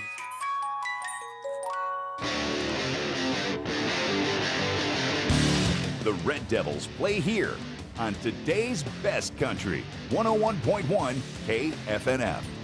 4:09 left here in quarter number 1, coming out of a Rawlins County timeout where they'll face a 4th and 12 from the Oberlin 32-yard line. Got a big 12-yard pass play that got them into Red Devil territory. Got a run, but then a penalty moved them back. And we'll see what they come out of here out of the timeout. Paz drops back, rolling out to the near side, throws the ball down the middle of the field, and it's over the hands of his target. Carlson again was looking at about the numbers on the near side of the field at about the 10, and he missed him by a good 3 or 4 yards over the top of his head. And Carlson is no small man either. He is a senior at 175 pounds, but definitely above 6 feet. So 4:04 to go here in the first quarter of play. 1st down and 10 now for Oberlin after the turnover on downs. Oberlin, a 41-yard gainer from Josiah Pattengall on a run that he broke 3 or 4 tackles on. Now Gehring out of the shotgun. He's got Pattengall in his right hip, one receiver to the far side. Gehring takes the snap, hands it off. Josiah met right there by Dylan Fairchild, breaks his tackle, and then he's finally wrapped up and brought down. This one will be for about a loss of a half yard. Fairchild was the first to get there. Owen Boyles also comes in and wraps him up and brings him down as well. And with 3:46 to go, Oberlin has 2nd down and 11. So like I mentioned, it was a 41-yard gainer for the Red Devils on that last drive that set up the 7-yard score. But now they face 2nd and 11 with 3:33 left in the first quarter of play. 8-0 lead for Oberlin, trying to take care of this turnover on downs from the Buffaloes. Gehring out of the shotgun, Sowers behind him. Pattengall in his left hip takes the snap, hands it off. Sowers up the middle, across the 35 to the 40, 35-30. See you later. He is gone for the Red Devil touchdown. 50 yards for Caden Sowers, and Oberlin opens up a 14-0 lead with 3:10 to go in the first quarter of play. How about the big plays for the Red Devils again coming up huge? So it was a 41-yard gain before. How about a 51-yarder this time from Caden Sowers? Actually a 49-yarder, officially a 49-yard touchdown run from Caden Sowers with 3:10 to go. 2-point conversion pending here. The Red Devils can go up 2 scores in the first quarter. Gehring out of the shotgun. Man on his right hip is Patton Gall. One receiver to the far side. Gehring takes the snap, hands it off. Josiah left side, cuts back up the middle. He skirts into the end zone for the 2-point conversion. It's 2 scores for the Red Devils. 2 2-point conversions. And they lead 16-0 over rival Rawlins County at home on senior night. 3:10 left first quarter. Oberlin up by 2 scores here on KFNF. This is Red Devil football. Today on Hey Culligan, reverse to reduce. Here's Bob. Hey Culligan, I love fresh water, but I got plastic bottles coming out. Whoa, Bob, you are not kidding about the bottles. But did you know Culligan's reverse osmosis and always-on drinking water systems provide fresh, clean, delicious drinking water and help reduce the equivalent of over 15 billion plastic bottles from landfills worldwide? Holy, fresh, environmentally friendly drinking water. Am I right? Right, Bob. And we're already on the way. Call Matt Osmeyer at 785-475-2471. Your local dealer for Rawlins, Decatur, and Norton counties. Red Devil Athletics on today's best country, 101.1 KFNF. Welcome back here from Smick Memorial Field. Senior night for the Red Devils, and the Red Devils so far honoring the seniors very well, up 16-0 on 2 Caden Sowers touchdown runs. The first coming from 7 yards out, the next coming from 49 yards out, and the Red Devils are thrashing the Rawlins County Buffaloes with their run game, but it's just been on 2 big plays that have really done it. Other than that, the Buffaloes have keyed in on Josiah Pattengall. And Gage Willoughby has this one teed up, and he sends this ball away. And we have everybody is stopped now. Is there going to be a flag? Oh, they're waiting for the cannon smoke. Maybe somebody had their lights on over there on the Rawlins County sideline. Rawlins County, Atwood, not too far away, so obviously brought quite a few fans. It's definitely the most cars I have seen over there for a game in my short time being here. But they line the fencing on that other sideline on the south side of the field here, and then they're all parked behind the grandstand, where quite a few are in the grandstands as well. Got a nice little student section over there too. 3:09 to go in the first quarter of play, so Gage Willoughby has it teed up again, and he will send a end-over-end boot that will be taken by Paz just before the goal line, racing it up the near side across the 20 to the 25, lowers his shoulder and laid a massive hit out across the 25, but it was Theo Butterfield meeting him like a rock. And he did not go anywhere after that. And Theo, both of them pop up okay, but my goodness, we heard the pads crack all the way up here in the press box. 2:59 to go in the first quarter of play. Oberlin in front, 16-0. 2 big plays, one that set up a score, the other that was the score. But other than that, the Red Devil offense, it's kind of been, I wouldn't say treading water because they're still doing a good job, but man, it's just been the big plays. Here's the snap, pass, hands it off. Perdeau goes near side, gets out across the 40, still on his feet there, and he's wrapped up and brought down inside of Red Devil territory. So a good chunk of yards there on the run from Tucker Perdeau, taking it from his own 27 out across the 40 into Red Devil territory at the 38-yard line. So if you're Coach Schromick and the Buffaloes, that's certainly what they were wanting right there. A pickup of 15 on the first play from scrimmage from Tucker Perdeau of this drive. 2:38 and counting to go in the first quarter of play. 16-0 Oberlin out in front. 2 drives for the Buffaloes. One ended in a punt, the other a turnover on downs. Paz under shotgun I formation. Hand off Perdeau. He's wrapped up in the backfield and wrapped up and spun around and brought down. Rustin Bailey, the first one to get back there, and him and Christian Smith-Titus bang helmets against each other in celebration. What a stop by Rustin Bailey. He had a man on that was blocking him, and he got around him with his wingspan and still was able to get Tucker Perdeau grasped and slung him over his shoulder. So it'll bring up second down at 11, all for that for a loss of 1. A loss of 1 there from Prideaux. And Paz out of the shotgun now. Jet sweep here, play to Prideaux on the far side. He's able to pick up a couple yards before he's wrapped up and brought down. So Prideaux is able to get back to about just in front of the 35 at about the 36 to make third down and 8. Pick up a 3 there for Prideaux on the jet sweep play. So 1:24 to go in the first quarter. 16-0. Oberlin out in front. Rawlins County looking for some life here on 3rd and 8 from the Oberlin 36. Paz out of the shotgun, takes a snap, QB run off the right side at the 35. Still on his feet to the 30, bounding his way like a deer out across the 25-yard line. He was able to hurdle a man and kept that hurdle going with him as the strides were too long. He ends up falling down. If he didn't do that, he might have found the end zone, but he makes it all the way out to the 25-yard line there for a pickup of 11 on 3rd down. So Dominic Paz has his biggest rush of the night and the second biggest rush for the Buffaloes. And it forces 3rd and 10 as we go under a minute in the first quarter. Paz, I formation, he'll go under center. Prideaux at the tip of the eye, he fumbled the snap. Now he's trying to hand it off, and he's wrapped up and brought down by Rustin Bailey. So a broken play, and Rustin Bailey, licking his chops, takes advantage of it. And with 34 seconds to go, it'll make 2nd and 13. So it seems like the Buffalo's able to get some big plays, but then they shoot themselves in the foot a couple of times. There was a penalty on the last drive, and they've had a couple of these losses here. Paz was able to turn one into a gain to get a first down, but now it's 2nd and 13 for the Buffaloes with 12 seconds to go in the quarter from the Oberlin 28. Paz out of the shotgun, man on the hip to the left, one receiver to the far side, takes a snap. QB run off the left side, he's got some running room, still on his feet to the 25, cuts back, making his way to the 20. A flag comes in right at about the 23-yard line as Paz makes it all the way inside the 20 to about the 18.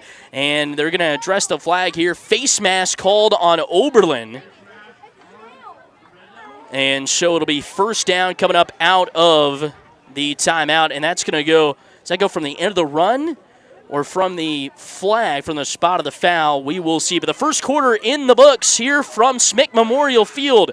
Red Devils out in front, 16-0. This is Red Devil football on KFNF.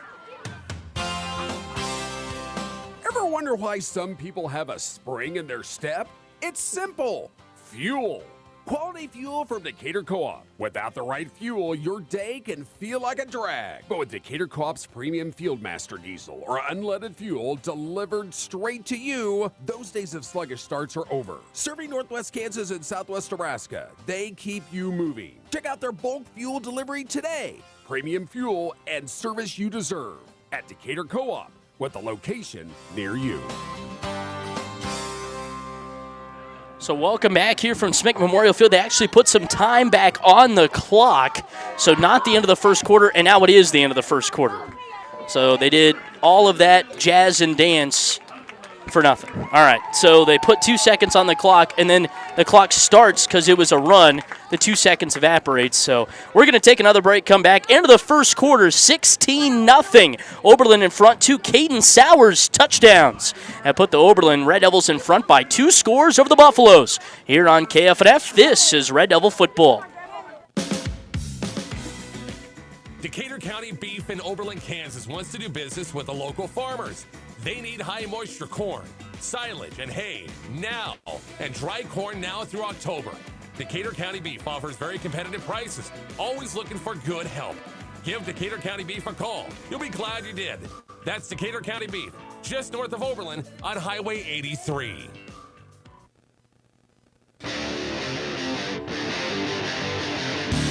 The Red Devils play here on today's best country, 101.1 KFNF.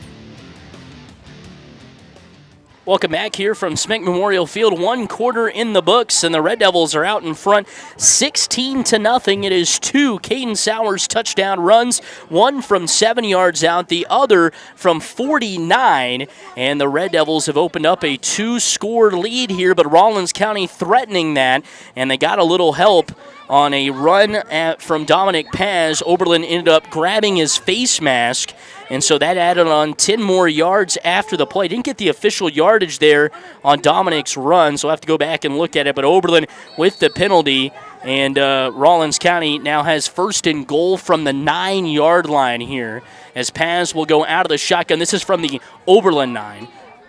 Paz out of the shotgun, takes a snap, QB run, right side, finds a hole, and he's leveled right at about the knees as he took a defender with him out across the 5 and inside the 5 for a short pickup.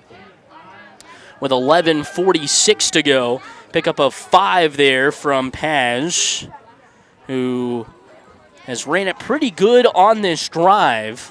11:36 to go in the first half. 16-0 Oberlin in front.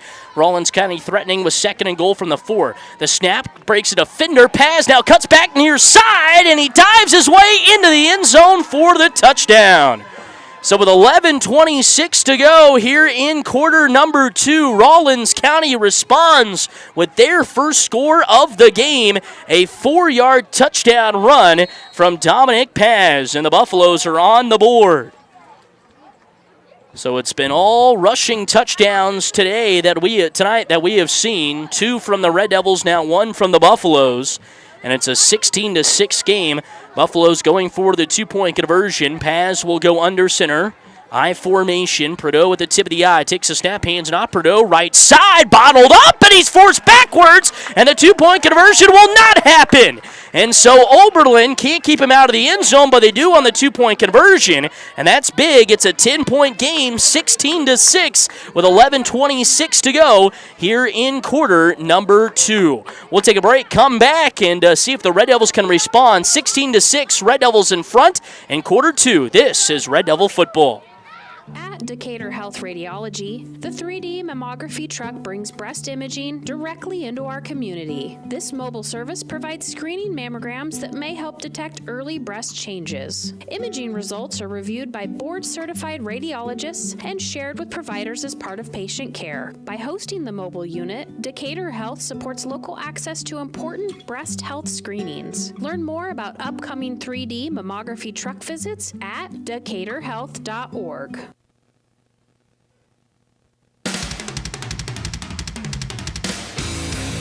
Red Devil Athletics on today's best country, 101.1 KFNF.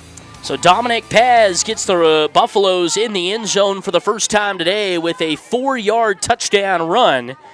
And out to tee it up and kick it away will be Sean Lair for the Buffaloes. And he'll go with a squib kick right over the near side. Gets past Mitchell Watson rolling on the sideline.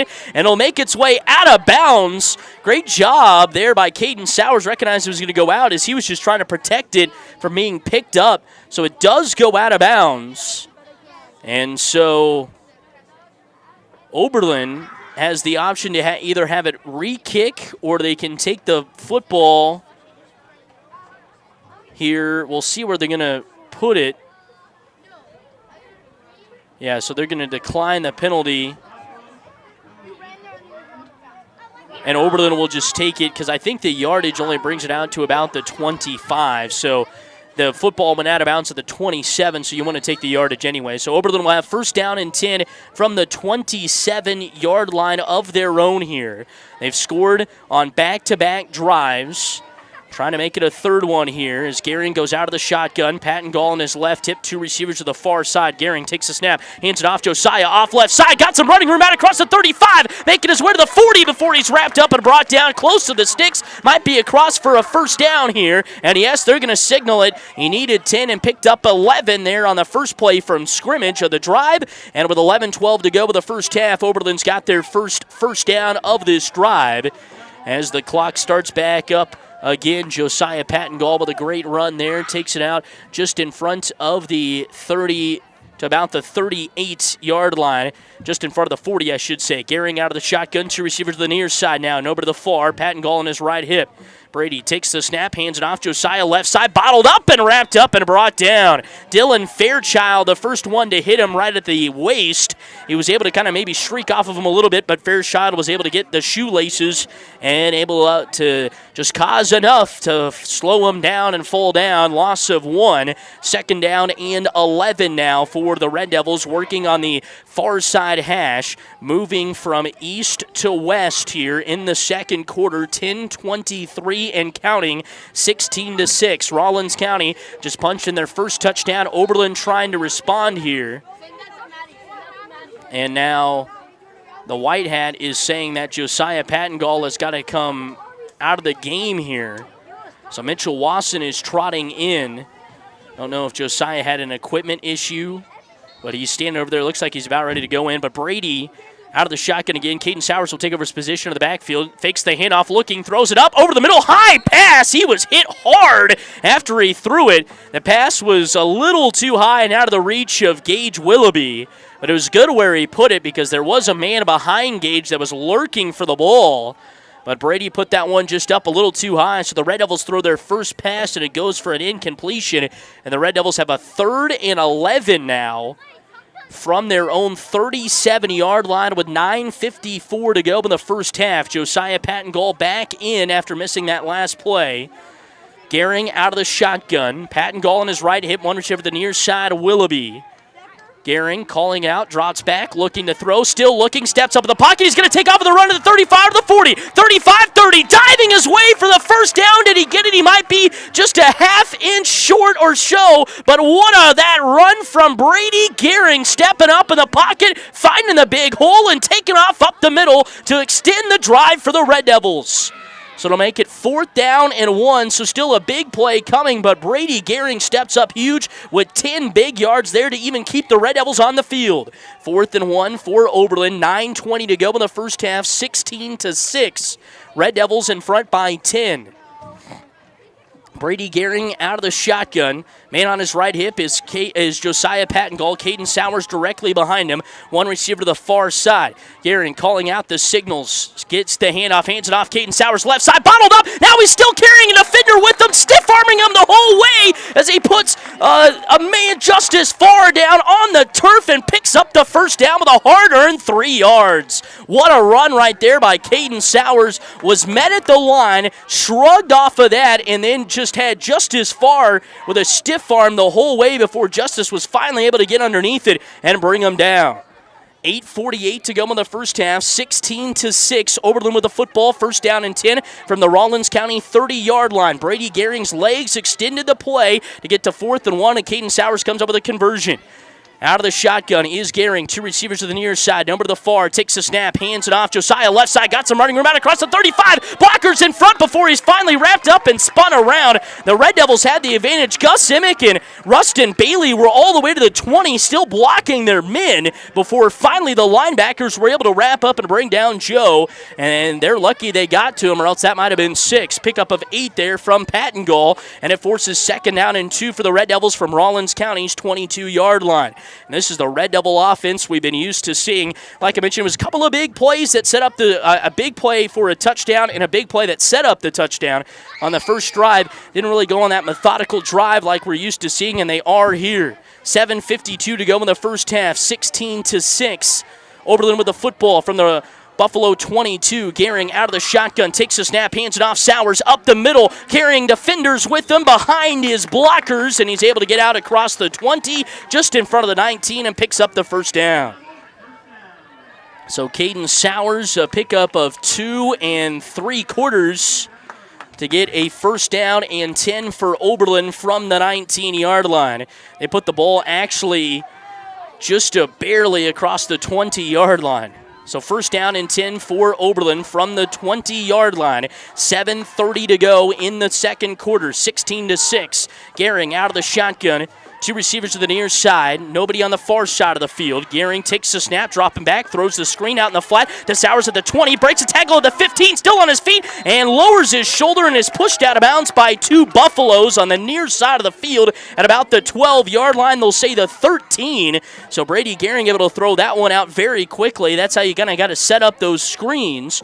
But it is a pickup of 7 and forces 2nd down and 3. Caden Sowers with his first reception. He's been doing it all today. As rushing-wise, he's got 58 yards now, 7 receiving-wise. 2nd and 3 for the Red Devils from the Buffalo 13. Gehring out of the shotgun. Patton Gall in his left hip. Two receivers to the far side of the field. Heavy set line to the right. Takes a snap. Josiah off the right side. Lowers his shoulder. Dives his way to the sticks. Did he get enough to get across for a first down? They're marking him just on the west side of the 10-yard line. It's not going to be enough. He needed 3, picked up 2, and it forces 3rd and 1 for the Red Devils. 6:20 to go in the first half. Tick, tick, tick. Keep that clock moving down. Red Devils with a good drive here. Can they end it in a touchdown? Gehring out of the shotgun. One receiver to the near side of the field, right on the Big 10, is Gage Willoughby. Sends a man in motion right to left. Sowers across the line. Takes a snap. Hands it off. Josiah. Left side. Fumble the football. It's out on the turf, and the Buffaloes might have it, and they do. Josiah Patton Gall loses the football as he was carrying it off the far side hash.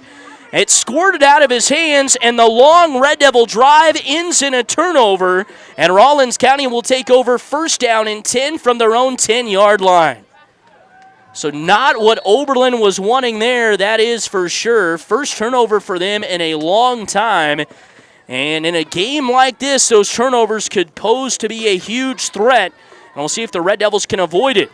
As Paz goes out of the shotgun, man on his hip to the right, one receiver to the far side, takes a snap, QB design run right side, got some running room, 15 to the 20, 25 to the 30, 35, 40, 35, and he's finally wrapped up and brought down from behind. Brady Gehring is able to bring him up and wrap him up and bring him down inside the 35, all the way down to the 33-yard line. First play after the turnover, Dominic Paz turned on the Jets, and he was looking for 6, but Brady Gehring is able to run him down. Pickup of 37 yards there for Paz on the ground. And so the Buffaloes, who couldn't run the ball early, have since. They've got 15 carries for 80 yards in the game so far. Paz out of the shotgun, man on either hip, hands it off Prideaux right side, and we got whistles. They're stopping everything. A flag will come in and a false start on the Buffaloes. That's their 3rd false start of the game. And so that'll move them back 5 yards. So after a big gain like that, kind of a momentum shifter still, even though you do have it on the plus side of the 40. It'll be 1st down and 15 now for the Buffaloes from the 38-yard line of the Red Devils. Oberlin had a great drive going all the way down the field. Looked like they were going to punch it in, but a fumble from Josiah Patton Gall at the 10-yard line. And so now the Buffaloes trying to score off of it after they got a big gain of 37 yards from Paz. Who's out of the shotgun here, man on either hip, takes a snap, hands it off near side, and Lakis is wrapped up and brought down to the backfield for another loss, and will bring up 2nd down and long here for the Buffaloes with 5:25 to go before half. They're going to say no gain there for Lakis. They went to Prideaux on the play that got called away for a false start. That time they go to Lakis. And it's now 2nd down and 15 from the 38 of the Red Devils with 5:09 to go. Penalties and some backwards plays have kind of messed up the Rawlins County offense when they're trying to get in a rhythm. Out of the shotgun, Paz rolling out to his right. He'll take off and run, and he's wrapped up and brought down just at about the 35. They'll call it the 36. So just a short pickup of 2 to make 3rd and 13 here for the Buffaloes with 4:45 to go in the first half of play. Dominic Paz, pickup of 2. He's now got 10 carries on the night for 64 yards and a touchdown.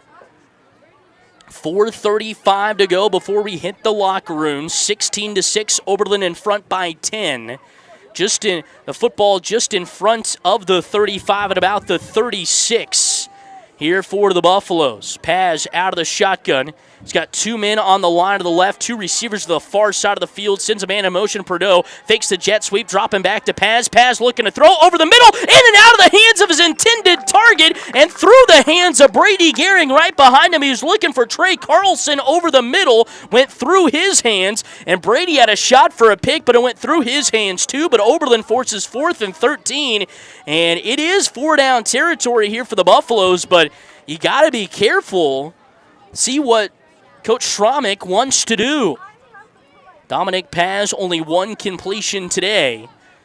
And he goes back there looking like he might punt out of the shotgun, and he will. He's just going to pooch kick this one, and it's going to go into the end zone. So Schromick, Coach Schromick, has done this a long time. He didn't want to give a turnover there. Turnover on downs would put Oberlin set up very well. You kick that through the end zone. It gives them the ball at the 15, and they got a long way to go to try to score before the end of the first half. So playing the field position game a little bit there.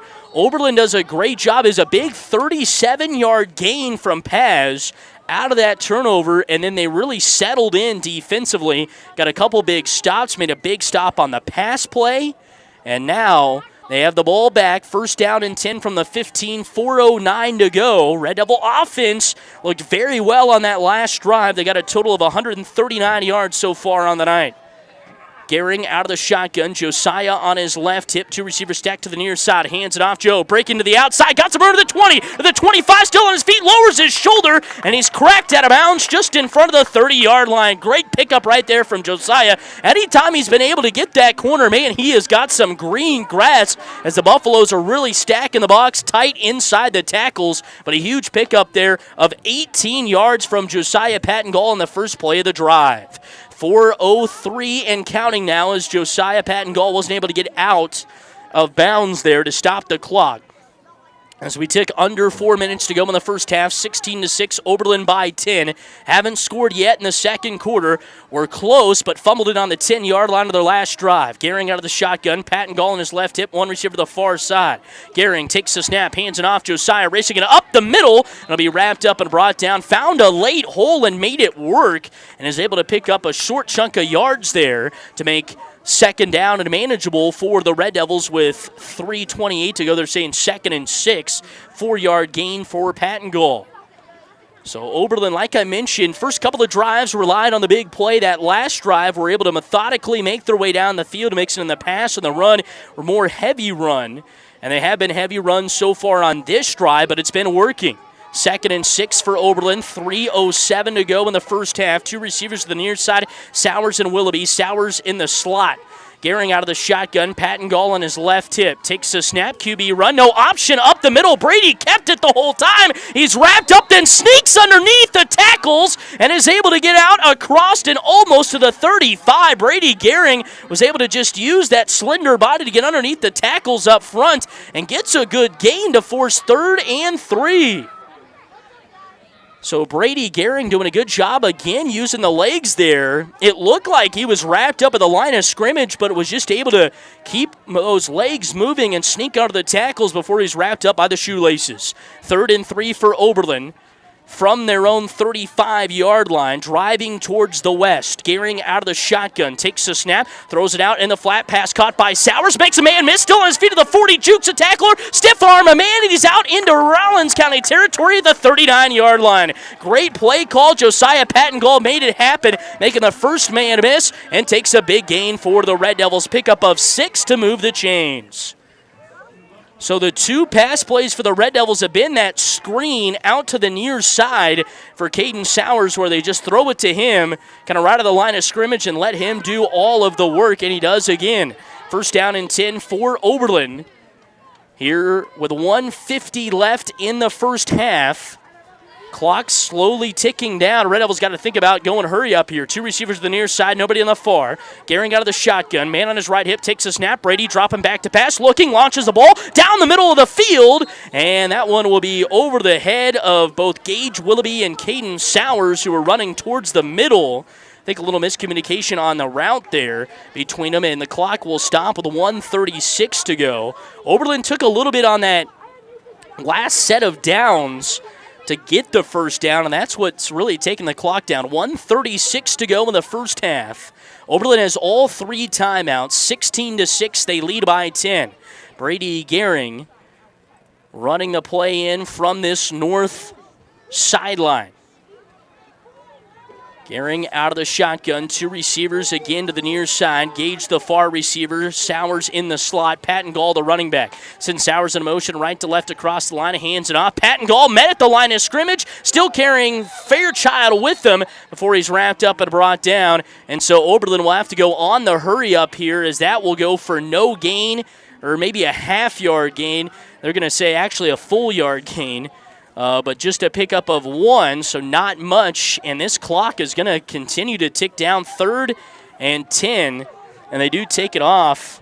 So a no-gainer there for Patton Gall. 3rd and 10 for the Red Devils with 1:05 to go in the first half. Gehring out of the shotgun, 2 receivers to the near side, nobody on the far side. Patton Gall on his right hip. Gehring takes the snap, dropping back to pass, looking, throws it out to a wide open Caden Sowers at the 30. Flags are out, 35, 25 to the 20, still on his feet to the 15, and he's wrapped up and brought down at the 17-yard line, but a flag is down, and this one's going to be on the Red Devils, holding on Oberlin all the way back at the line of scrimmage, and so that'll move him back 10 yards, and I think it was Gus Emick that got called for the holding. But the play was set up perfectly. Wide open was Caden Sowers at the 30. He ran it all the way inside the 15 to about the 13. But instead, this is going to force 3rd down and about 20 for the Red Devils. So 2 big penalties for Oberlin, a face mask that kept the drive going for Rawlins County to score their only touchdown, and this one, after Oberlin picks up 3rd and 10, forces them all the way back to their own 30-yard line.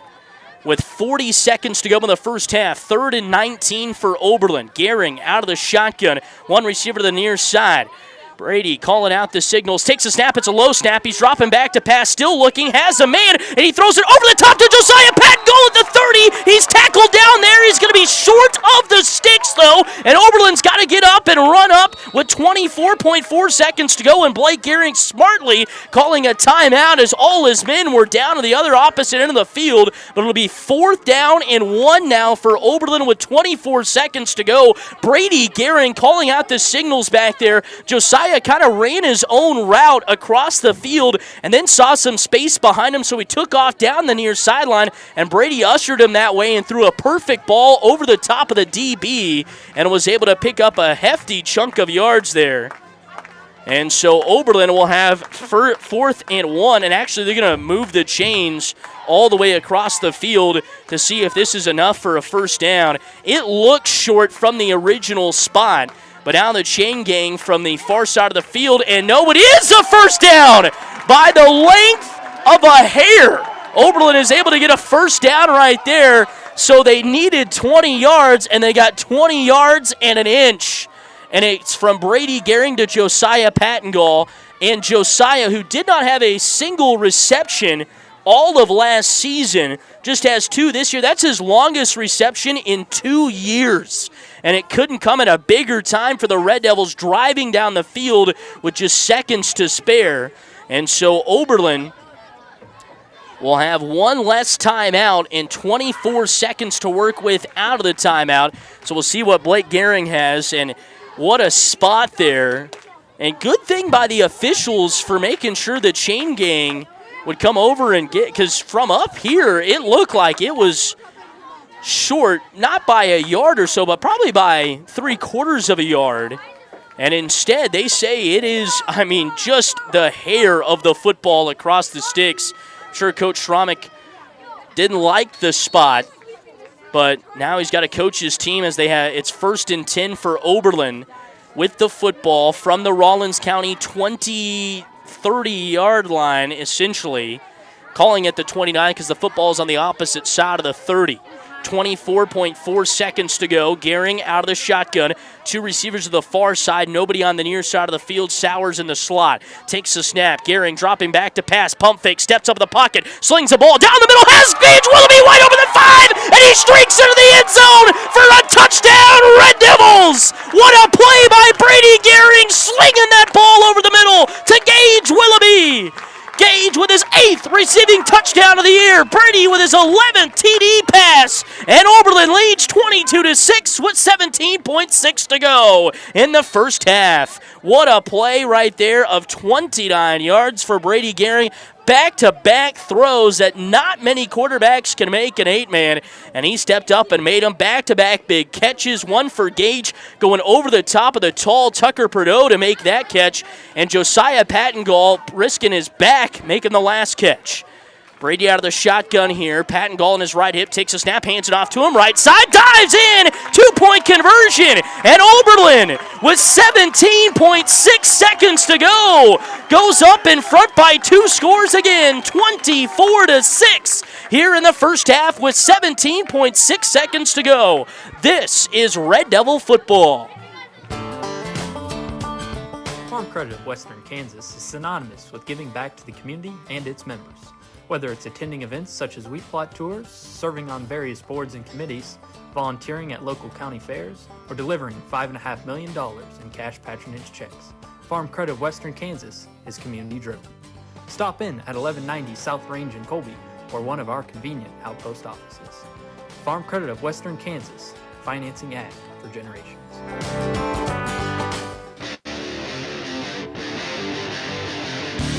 The Red Devils play here on today's best country, 101.1 KFNF. 17.6 seconds to go in the first half, and the Oberlin Red Devils issue a drive for the ages. That's for sure. They faced a 3rd down and 20. And Brady Gehring threw a great ball down the near sideline. Josiah Pattengall jumping up, putting his back on the line, falls square on his back, and it was just enough for a first down. And then on the next play, it goes for 29 yards to Gage Willoughby for a score, and Oberlin leads 24-6 with 17.6 seconds to go. Gage Willoughby has the ball teed up at the 30, and he will send a squib kick right up the middle. Fairchild is able to fall on top of it, and Rawlins County will get some decent field position to work with, but not much time. Just 13.8 seconds to go here in this first half. And remember this, folks, Rawlins County won the toss and chose to receive. So Oberlin will have the ball to open up the second half. That's why that score right there was so huge. 13.8 seconds to go. And we'll see what Coach Schromick and the Rawlins County Buffaloes want to draw up here with not much time on the clock. And they're taking a long time in the huddle here.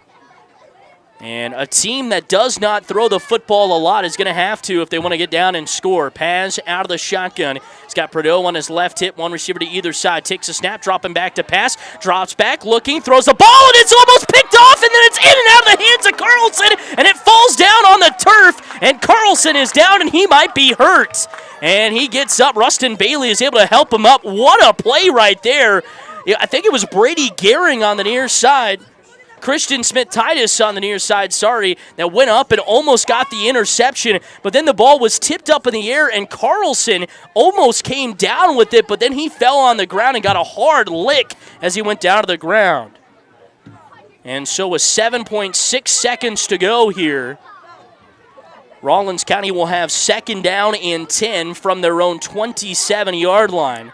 Paz threw a great ball there, and it was a great route from Carlson, a little hitch and go.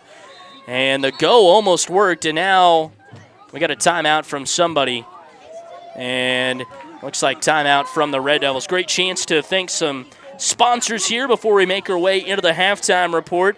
Aqua Shield Roofing, Atwood Corner Liquor, Colby Ag Center, Creative Collision, Colligan of Oberlin, Decatur Co-op, Decatur County Beef, Decatur Health, Farm Credit of Western Kansas, FNB Bank of Oberlin, Frederickson Insurance Agency, Kitchen Solvers of McCook, Next Tech, Nutrient Ag Solutions, Rawlins County Health Center, Ray's Grocery, The Bank, United Northwest Federal Credit Union, and Ward Drug Store. Big thank you to all of them. Also, big thanks to Prairie Dog Cattle Creek Company and Hawkswell Motors. Big thank you to all of them for helping support Red Devil Athletics here on KFNF.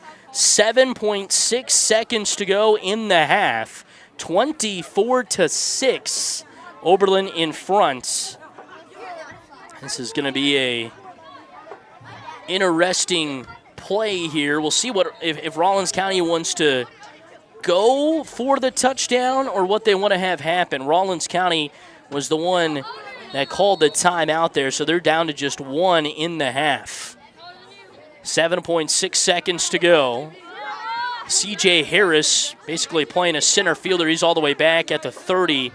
And it'll just be a run for Paz off the right side, out across the 30, and he's wrapped up and brought down, and that will take us to the end of the first half. So about a pickup of 4 there right before the end of the first half.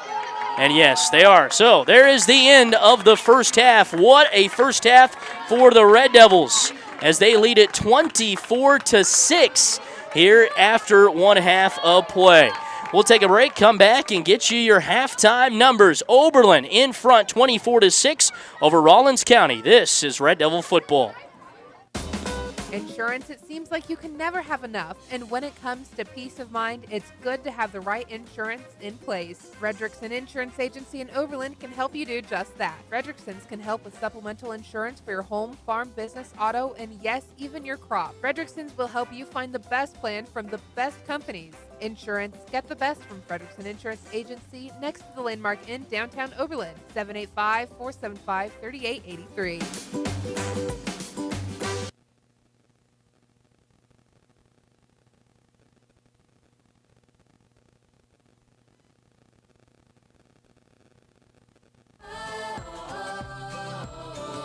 Transforming your kitchen is a big step. Where do you start? Step into the beautiful showroom at Kitchen Solvers on East B Street in McCook, and they will expertly guide you toward the cabinets, countertops, tile, and flooring that are a reflection of you. Full kitchen remodel or simple upgrade, they can help. Just need material? They'll get it ordered. Need help with install? They can do it. Reach out to Kitchen Solvers, and they can get you back into a working kitchen in 5 days. Kitchen Solvers, find what inspires you. Banking should be simple and convenient. With FNB Bank, it is. Whether online, by phone, or with a debit card, accessing your money has never been easier. Imagine managing your finances from the comfort of your home or on the go with just a few taps. FNB Bank in Oberlin, Kansas makes it all possible, ensuring you have control of your bank. At home, hey, it'd be a good night to pull up the fire in 6 years. Visit fnbbank.com today. I formation, he'll go under center. Prideaux at the tip of the eye, fumbled the snap. Now the snap, hands it off. Prideaux right side, bottled up, and he's forced backwards, and the 2-point conversion will not happen. And slings the ball down the middle, has speed, Willoughby wide over the 5, and he streaks through the end zone. We'll have one less timeout and 24 seconds to work with out of the timeout. So we'll see what Blake Gehring has, and what a spot there. And good thing by the officials for making sure the chain gang would come over and get, because from up here, it looked like it was short, not by a yard or so, but probably by 3/4 of a yard. And instead, they say it is, just the hair of the football across the stick. Create a balanced approach for your soil, in turn boosting productivity in your crops. Healthier plants carry enhanced nutrition. We'll have one less timeout and 24 seconds to work with. And he stepped up and made him back 29 because the football's on the opposite side of the 30. 24.4 seconds to go. Gehring out of the shotgun. 30. 24 point. For a touchdown, Red Devils! What a play by Brady Gehring, slinging that ball over the middle to Gage Willoughby. Gage with his 8th receive. Ray's Grocery. So get your tailgate on now. Shop stress-free with quality this football season at Ray's Grocery, downtown Oberlin. There is a difference between going to the bank and going to the bank. When you go to the bank, it's just... Hello, welcome to the bank. How can we bore you? But when you go to the bank... Hi, welcome to the bank. How can we help you? And that help is offered to you in 13 northern Kansas locations to help your financial goals become a reality. From services and loans to state-of-the-art financial products, come to where the difference is better. The Bank, member FDIC, an equal housing lender.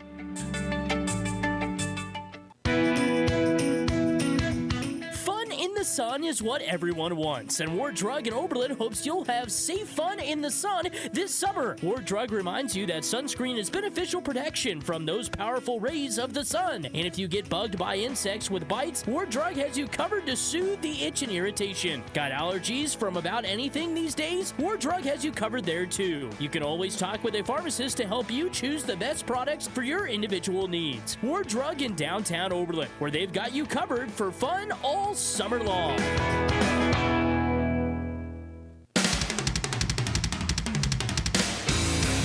Red Devil Athletics on today's best country, 101.1 KFNF.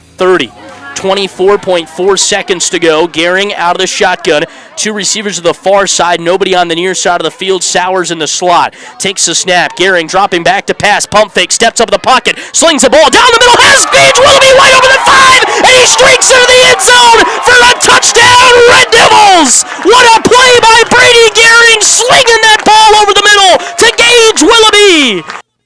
And what a play that was. That with 17 and a half seconds to go puts the Red Devils in front 24-6 here at the half between the Oberlin Red Devils and the Rawlins County Buffaloes. Let's jump in to our halftime report. What a first half it was. Take you through your scoring summary. It was Oberlin getting on the board first with 6:06 to go when Caden Sowers would run it in with a 70-yard touchdown score. The two-point conversion run would be good from Josiah Pattengall, and Oberlin would take an 8-0 lead. This came after Oberlin and Rawlins County both exchanged punts to open up the game, but Oberlin was able to break through offensively with a big 41-yard gain from Josiah Pattengall that set up the Caden Sowers 70-yard touchdown run.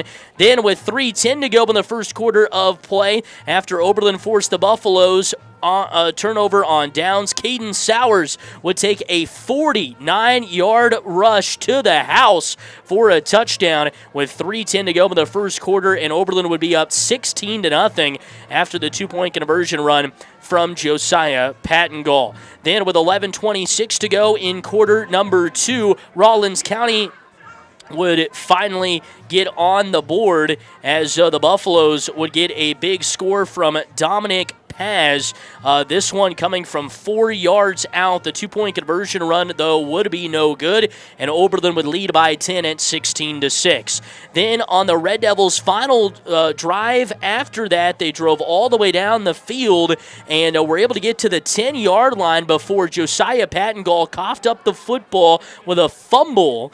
And a play later, the Buffaloes were in scoring position, but a penalty and then a couple of losses on runs forced them to punt the ball out of the back of the end zone, and Oberlin took over with minimal time left, but were driving down the field until a penalty of their own forced them backwards and forced a 3rd and 20. And that's where Brady Gehring would call Josiah Pattengall's number through the air this time with a 20-yard strike to move the sticks on 3rd down and 20. And then the next play, you heard the highlight, Brady Gehring would hit Gage Willoughby for a 29-yard touchdown pass. The two-point conversion run from Josiah Pattengall would be good, and Oberlin would lead 24-6 here at the break. So 16 points for the Red Devils in the first quarter, 8 in the second, and Oberlin has themselves a 24-6 lead.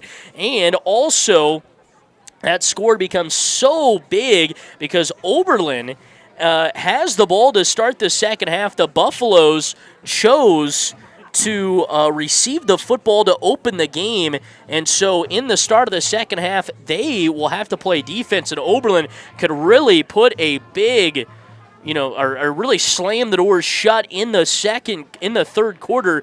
They're able to get into the end zone there to start out the second half. We'll see if they'll be able to do it as they lead 24-6 here at the break. We're going to take a break, and when we come back, we'll continue our halftime report. Oberlin in front over the Buffaloes of Rawlins County, 24-6. This is Red Devil football.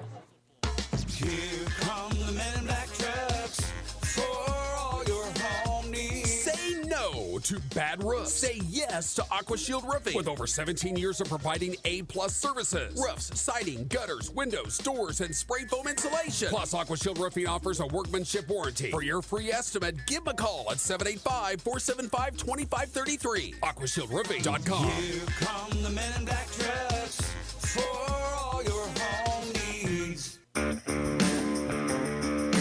lot goes into taking care of your property. You need equipment with more reliability and versatility built in, like Kubota BX and L Series compact tractors that get the job done right, or the Z Series mowers that deliver a quality cut, and Sidekick utility vehicles where durability meets speed. Visit your Colby Ag Center for a demo today. Colby Ag Center, your local Cub Cadet dealer at 305 East Horton. 1, 2, what do I do? 3, 4, dents in my door. 5, 6, get them fixed. 7, 8, make them straight. 9, 10, paint it again. Got a dent, scratch, or crunch? Don't stress it. Bring it to Creative Collision, where they make child's play out of bodywork. Stop in on North Highway 83 in Oberlin, Kansas, or call 785-470-2130. Today on Hey Culligan, reverse to reduce. Here's Bob. Hey, Culligan, I love fresh water, but I got plastic bottles coming out. Whoa, Bob, you are not kidding about the bottles. But did you know Culligan's reverse osmosis and always-on drinking water systems provide fresh, clean, delicious drinking water and help reduce the equivalent of over 15 billion plastic bottles from landfills worldwide? Holy, fresh, environmentally friendly drinking water. Am I right? Right, Bob. And we're already on the way. Call Matt Osmeyer at 785-475-2471. Your local dealer for Rawlins, Decatur, and Norton counties. The Red Devils play here on today's best country, 101.1 KFNF. Welcome back here from Smick Memorial Field, senior night for the Red Devils, and it's off to a great night for those seniors and for the Red Devils as they're up 24-6 at halftime over rival Rawlins County. Took you through the scoring summary last time we brought it back here. Let's run you through our first half numbers. We'll start with the individual numbers, starting with Rawlins County. Dominic Paz on the night is a total of 10 carries for 64 yards and the lone scorer for the Buffaloes. Tucker Prideaux, 5 carries for 16 yards. Tanner Lankus, 2 carries for 2 yards on the night. Passing-wise, Dominic Paz, 1 of 6 for 12 yards, and his only reception is his only pass completion, I should say, as went to Justice Farr, who's got the 1 reception for 12 yards. Oberlin individually, Josiah Pattengall, 11 carries on the night for 86 yards. Brady Gehring, 2 carries for 13 yards. Caden Sowers, 4 carries for 58 yards. Brady Gehring throwing the ball, 4 of 6 for 62 yards. Gage Willoughby, 1 reception for 29 yards. Caden Sowers, 2 receptions for 13. Josiah Pattengall, 1 reception for 20. Team-wise, on the night, Rawlins County, 82 yards on the ground, 12 through the air for just a total of 94. 3 penalties for them for 15 yards. Oberlin, 157 on the ground, 62 through the air for a total of 219 at the break. They do have the 1 turnover, the fumble. Penalties-wise, they have 3 for 25. So once again, leading the Red Devils tonight, Josiah Pattengall, 11 carries for almost 100 yards. He's at 86. Caden Sowers, a couple of scores for 58 yards. Been a great night offensively for the Red Devils. They're averaging 9.2 yards per carry as a team and 9.5 yards per game as well. So we're going to take another break, and when we come back, we'll get you some scores from around the state. 24-6, it is Oberlin in front over Rawlins County. This is Red Devil football. Ever wonder why some people have a spring in their step? It's simple. Fuel. Quality fuel from Decatur Co-op. Without the right fuel, your day can feel like a drag. But with Decatur Co-op's premium Fieldmaster diesel or unleaded fuel delivered straight to you, those days of sluggish starts are over. Serving Northwest Kansas and Southwest Nebraska, they keep you moving. Check out their bulk fuel delivery today. Premium fuel and service you deserve at Decatur Co-op with a location near you.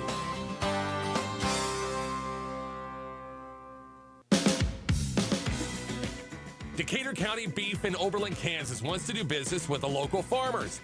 They need high moisture corn, silage, and hay now, and dry corn now through October. Decatur County Beef offers very competitive prices, always looking for good help. Give Decatur County Beef a call. You'll be glad you did. That's Decatur County Beef, just north of Oberlin on Highway 83. At Decatur Health Radiology, the 3D mammography truck brings breast imaging directly into our community. This mobile service provides screening mammograms that may help detect early breast changes. Imaging results are reviewed by board-certified radiologists and shared with providers as part of patient care. By hosting the mobile unit, Decatur Health supports local access to important breast health screenings. Learn more about upcoming 3D mammography truck visits at decaturhealth.org.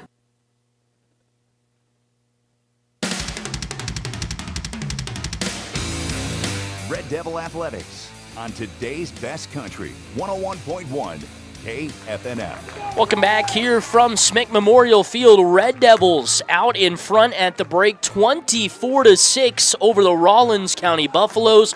Man, what a first half it was. Saw a lot of fireworks from Oberlin, a couple of big plays to score some touchdowns, a big play that set up a touchdown. But overall, the final couple of drives for the Red Devils there was more Red Devil football like we've been seeing most of the year, where they go on a long, methodical drive that ends in a big play, and they were able to do that, especially with time very short on that last drive, as they've added a couple more minutes back on the clock. Both teams out on the field now. Red Devils taking to the north sideline, going through some calisthenics, and Rawlins County is in the west end zone doing some stretches and getting some jogging in as well. Going to be interesting to see what halftime adjustments Rawlins County makes, as they have been able to run the football but have been forced into passing situations, which isn't their game. And I'm sure that's what Coach Romick's saying. It seems like anytime Rawlins County gets a big play, it always comes with a negative play afterwards, and you can't have that if you're wanting to beat Oberlin, because Oberlin has done a great job. Once they get them behind the chains, they keep them there, and that's what the Oberlin defense is so good at, that is for sure. All right, let's give you some first half scores from around the state of Kansas. Not too many coming in yet, as that was a quick first half. Actually, between about an hour, actually, as we kind of look at it here, which is kind of crazy. But so not too many first half scores in the books yet, but take you through some from across the state. Cunningham and Argonia Attica battling it out. It's a 28-0 game there. And in one of the biggest 8-man games of the week, Hanover battling Axtell. That is an 8-man Division II. Axtell has won 4 straight state championship games, and before that, Hanover won 4 of 5. So between those two, they have 8 of the last 9 state championships in 8-man Division II, and they're battling it out tonight. And it's Hanover on top at half over Axtell, 12-6. Axtell, I think, has a 56-game winning streak on the line as well. So that's going to be a score that we'll certainly keep an eye on throughout the rest of the night as well. Some other scores, the other big game in the higher classes in 5A, Great Bend on top of Hayes 7-0 there in that one. And that's kind of some of the scores I can pass along to you. A lot of 11-man scores that I'm seeing at the moment. Nemaha Central on top of Royal Valley, 28-14. In that one, Dodge City, Garden City, 7-7 in that one. And, yeah, that looks like about Hodgeman County, 34, Dighton, 0. Interesting score there. Those are some of the scores that I can pass along to you. So, anyway, here at the half. You can listen to all of the scores coming up. Hopefully you all have enjoyed that after our games. We've had the Kansas Radio Network's scoreboard show. You can tune in right here on KFNF coming up after the game tonight for all of the scores from around the state and reports from those big games. And they'll certainly be watching the Hanover and the Axtell game as well. So we are ready and set to go for second half of football. Like I mentioned, Rawlins County won the toss, chose to receive, so they'll kick off to start the second half.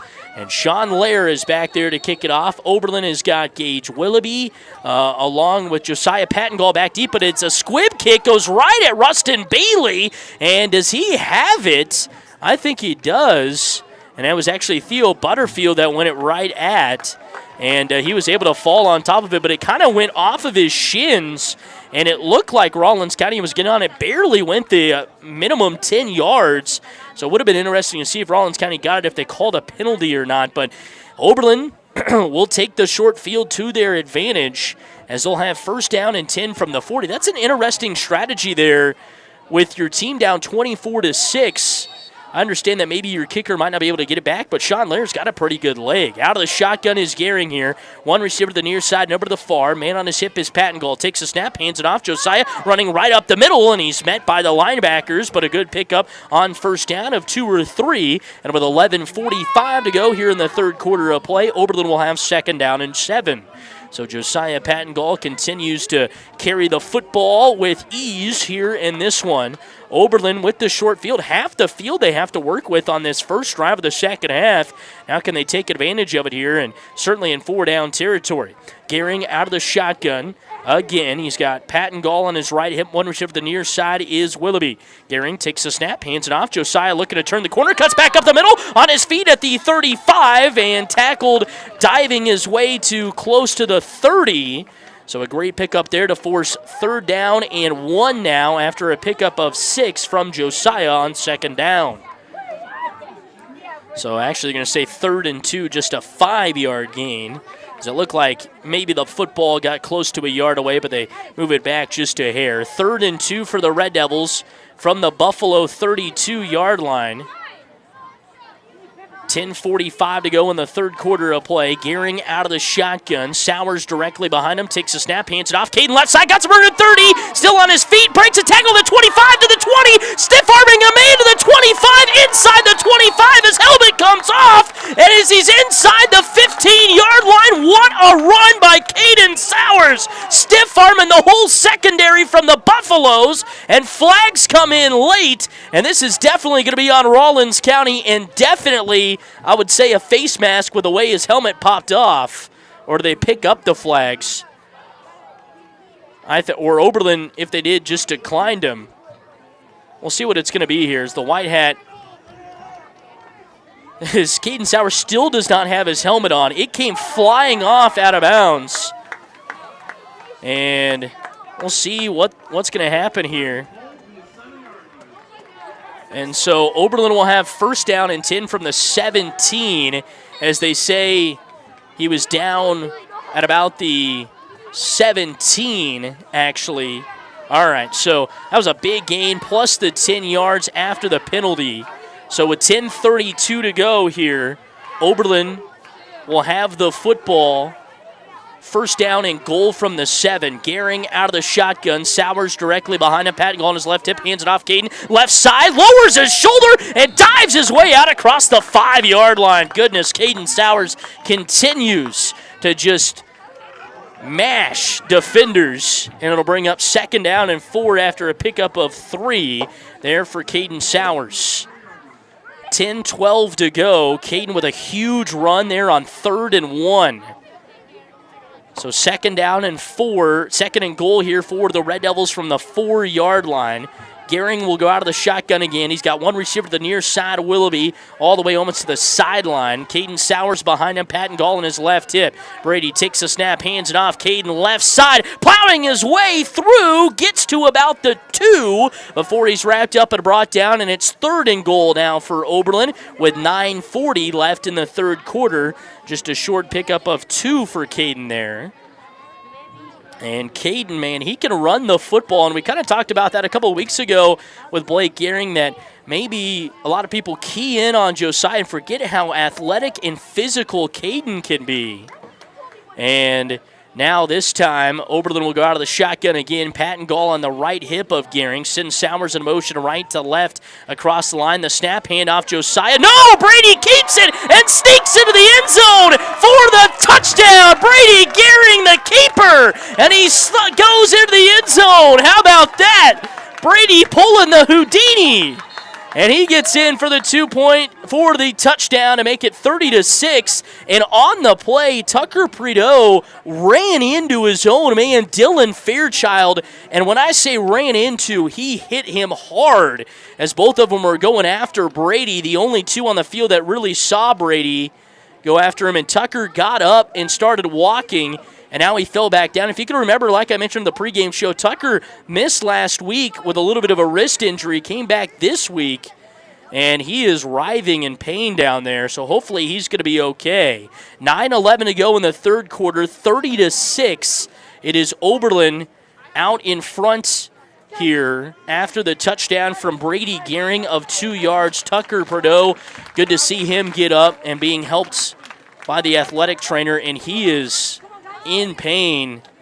And that's not going to be an easy walk. Someone needs to get in there and help him a little bit. Yeah, they're going to get a couple of teammates to help him out. Man, that is not a good sign for the Buffaloes, who are a little injury depleted already, with True Dewey being out for the season.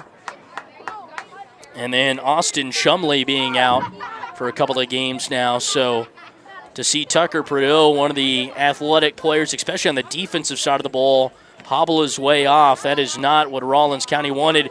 And it came, like I mentioned, when Tucker was going after Brady, and so was Dylan Fairchild. And Dylan Fairchild, not a small individual, and they just smashed into each other right at the goal line. And I thought it was almost could have a concussion the way it looked like, but it looks like it's something more with the leg there for Tucker. But I think he's going to be he's okay. He's able to hobble off the sideline, and he's got some assistance over there at the bench. Oberlin now going to go for the two-point conversion.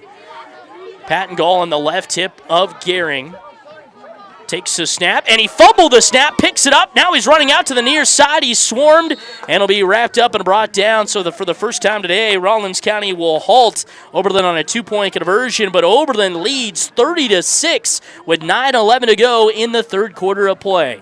This is Red Devil football. Farm Credit of Western Kansas is synonymous with giving back to the community and its members. Whether it's attending events such as wheat plot tours, serving on various boards and committees, volunteering at local county fairs, or delivering $5.5 million in cash patronage checks, Farm Credit of Western Kansas is community-driven. Stop in at 1190 South Range in Colby, or one of our convenient outpost offices. Farm Credit of Western Kansas, financing ag for generations.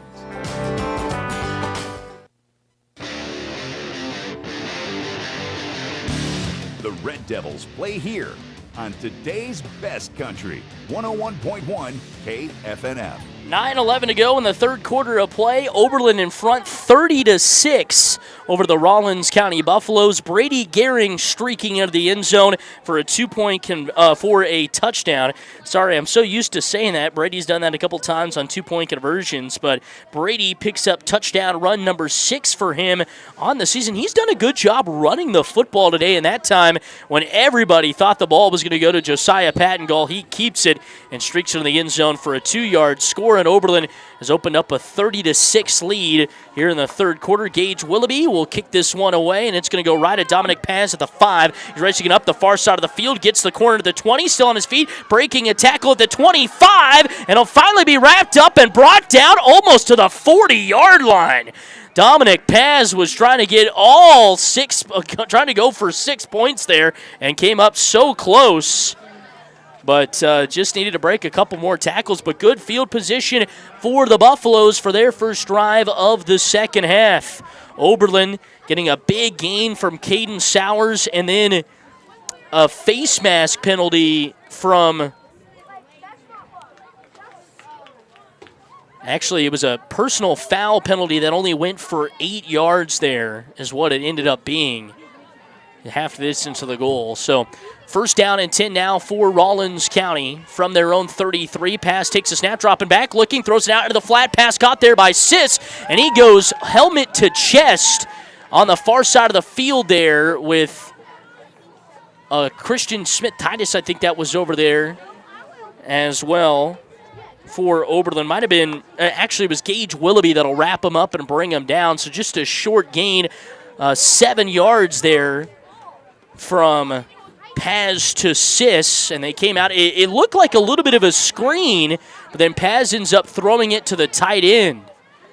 30-6, Oberlin in front, 8:20 to go in the third quarter. Out of the shotgun is Paz, got a man on his right hip, takes the snap, QB run off the right side, sneaks through the hole, gets out across the 40 to the 35, and he's wrapped up and brought down there. And it will be enough to move the sticks. So they had the ball right at the 40. It now goes to the 35. So a 5-yard gainer for Paz to move the sticks here for Rawlins County with 8:09 to go in the third quarter of play. 30-6 Oberlin trying to beat Rawlins County for the first time since 2019. Out of the shotgun is Paz, man on either hip. Takes the snap, hands it off left side. Lankus got some running room out across the 30 and diving his way inside the 30-yard line. Lankus with his best run of the night, and Rawlins County slashing the Oberlin defense here on their first drive. Made a little bit of a halftime adjustment maybe, and it's working out. 7-yard gain out of the shotgun now. Paz again takes the snap, QB run left side out to the 25, and he's wrapped up and brought down. So Smith Titus and Caden Sowers both come in with the tackle on the near sideline, and they say he was able to get a couple there to make it 3rd down and 1. Dominic Paz on the QB keeper. 3rd down and 1 for Rawlins County. 7:37 to go in the third quarter. And Dominic Paz having to tie his shoe. And so they've stopped the clock a little bit here. Wraith Worthy has come in and is now filling in for Tucker Prideaux, who is sitting on the bench over on the far sideline, and thoughts and prayers with him. Hopefully he's going to be all right. 7:37 to go, third quarter, 3rd and 1 from the near side hash for the Buffaloes. Paz will go under center. He's got Worthy directly behind him. QB sneak here off the right side, and snuck the 1 yard and more after that as he takes it from the 26 to almost the 20-yard line, about the 22. So on a QB sneak on 3rd and 1, he ends up getting 4 yards there, and it'll force 3 yards, they say. But it's a new set of downs for the Buffaloes, and they go hurry up here, and a quick handoff to Lankus off the near side. Turned the corner, got me startled along with the Red Devil defense, but they were able to respond and hold it to just a 5-yard gain. They're going quick again here, so it'll be 2nd down and 2nd and 4 after a pickup of 6. Paz off the right side, rushing back up the middle, and he's got himself a big gainer there. So takes it from the 16. That was Lankus with a gain of 6, and now Paz gets him into about the 8. It'll be 1st down and goal now after a pickup of 8 on that gain from Lankus as they go hurry up here again. Out of the shotgun is Paz, takes the snap, QB run right side, and he's wrapped up and brought down. So the Red Devils finally able to put a stop to the run right there. Josiah Pattengall comes in with the TFL, or maybe the no-gain tackle. 7:07 and counting to go in the third quarter, and now they're going to huddle things up. So they went hurry up on back-to-back-to-back plays, and it got them close to getting into the end zone, but just couldn't quite get in there. They say no gain on the play. It's 2nd down and goal now for the Buffaloes from the Oberlin 8-yard line. Oberlin leading 30-6. This is a big play here, a big kind of series of plays inside the goal line. Here's the snap, pass off the left side, avoids one tackler, still on his feet. A flag comes in. He's wrapped up and brought down by Christian Smith, Titus, Rustin Bailey, and Cohen Anderson in there. But Oberlin is liking this, and it is going to go against the Buffaloes holding from the line of scrimmage. So that'll move them all the way back to the 18-yard line. So it was a personal foul penalty from Rawlins County that set up Oberlin goal to go on their last drive, and now a holding penalty when Rawlins County had goal to go. Now forces them back, and it'll be 2nd down, and they say 15 here for the Buffaloes. 2nd down and 15. 2nd down and goal, I should say, for the Buffaloes from the 15-yard line. As Paz goes under center, takes the snap, fakes the handoff to Worthy, rolling out to his right, throwing it into the end zone. It's in and out of the hands of Luke Sitz. Man, he jumped up and almost had himself a great catch, but I think Gage Willoughby on the way down was able to get his hand in on the far sideline next to the pylon and knock that ball out, and it's 3rd and goal now for the Buffaloes. Interesting there, they went with the pass after the run game. It worked so well, but now you're staring at 3rd and goal from the 15. And again, like I mentioned at halftime, the Rawlins County offense, it just seems like they get big plays and then a negative play puts them out of maybe scoring. Will it here? Pass out of the shotgun, receiver to either side, takes a snap, rolling out. No, he's going to take it on a run. He's at the 15 to the 10, streaking on the sideline, pushed out of bounds inside the 10, almost to the 5 at about the 6. And it'll force 4th down and goal and manageable here for the Buffaloes as they've got 4th down and 6 after an 11-yard gain there from Dominic Paz. Great job.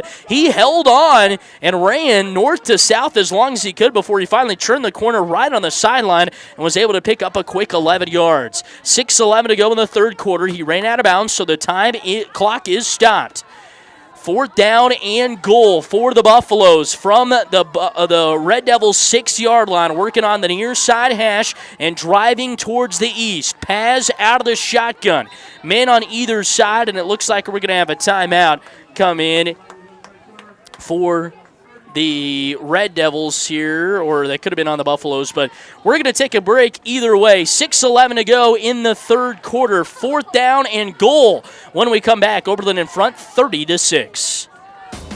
Insurance, it seems like you can never have enough. And when it comes to peace of mind, it's good to have the right insurance in place. Frederickson Insurance Agency in Oberlin can help you do just that. Frederickson's can help with supplemental insurance for your home, farm, business, auto, and yes, even your crop. Frederickson's will help you find the best plan from the best companies. Insurance, get the best from Frederickson Insurance Agency next to the Landmark in downtown Oberlin. 785-475-3883. Red Devil Athletics on today's best country, 101.1 KFNF. 4th down and goal coming up here for the Buffaloes. The scoreboard has it as their timeout, so we will go with that.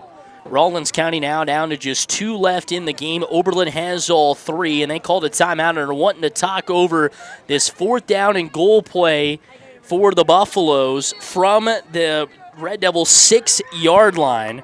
Rawlins County ran a little bit of a hurry-up offense there, got themselves in a goal-to-goal situation, but then a holding penalty forced them back. Paz with 11-yard gain has put him here.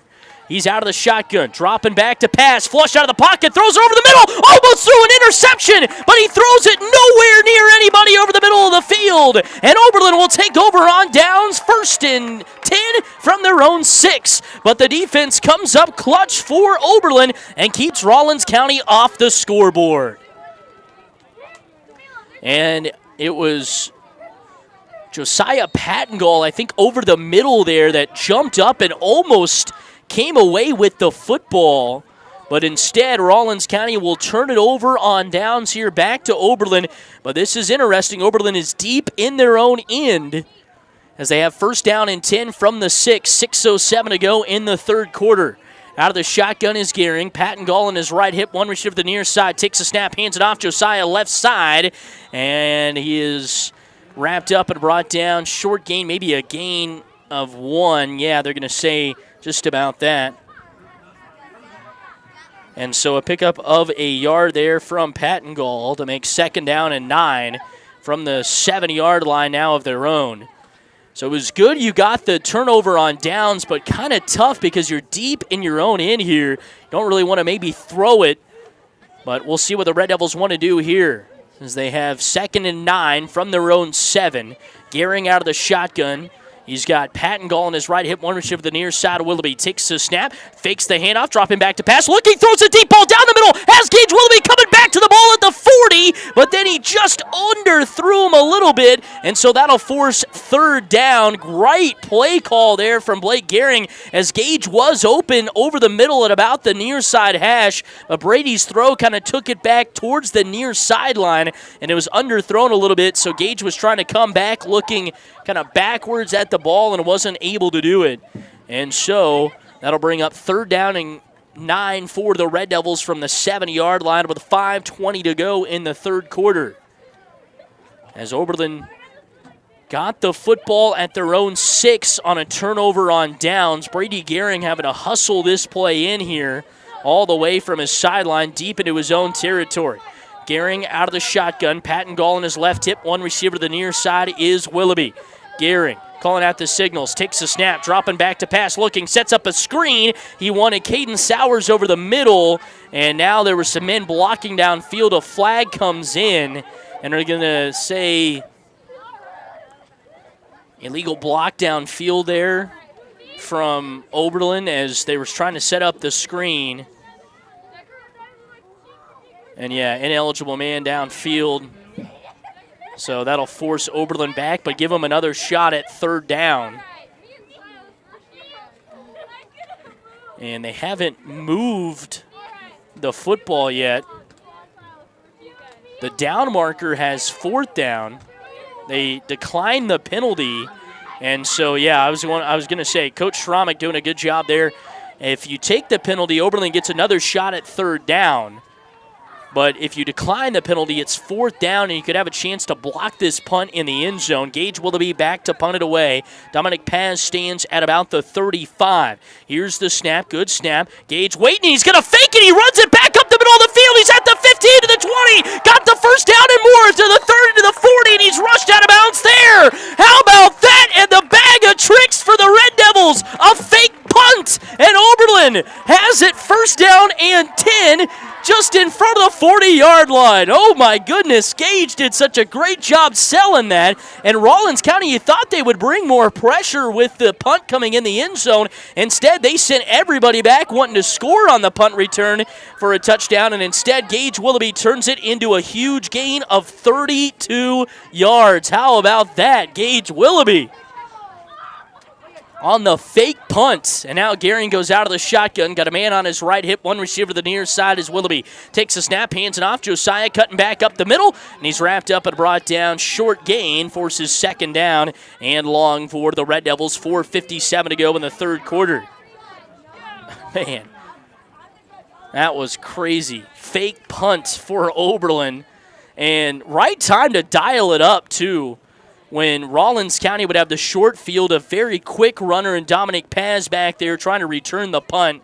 And Oberlin did a good job, and Gage could have kept, he ran to the 30 without being touched. It's almost like 20 yards without being touched there. 2nd and 7 after a gain of 3 on the first down. Gehring out of the shotgun, two receivers to the near side, looking, throws it out. Screen play for Sowers, who cuts back at the 40, still on his feet. The Buffalo 35 before he's tackled out of bounds on the near side of the field. Coming in with a tackle is Sean Lair. And that'll move the sticks here for the Red Devils all the way to the 34 of the Buffaloes.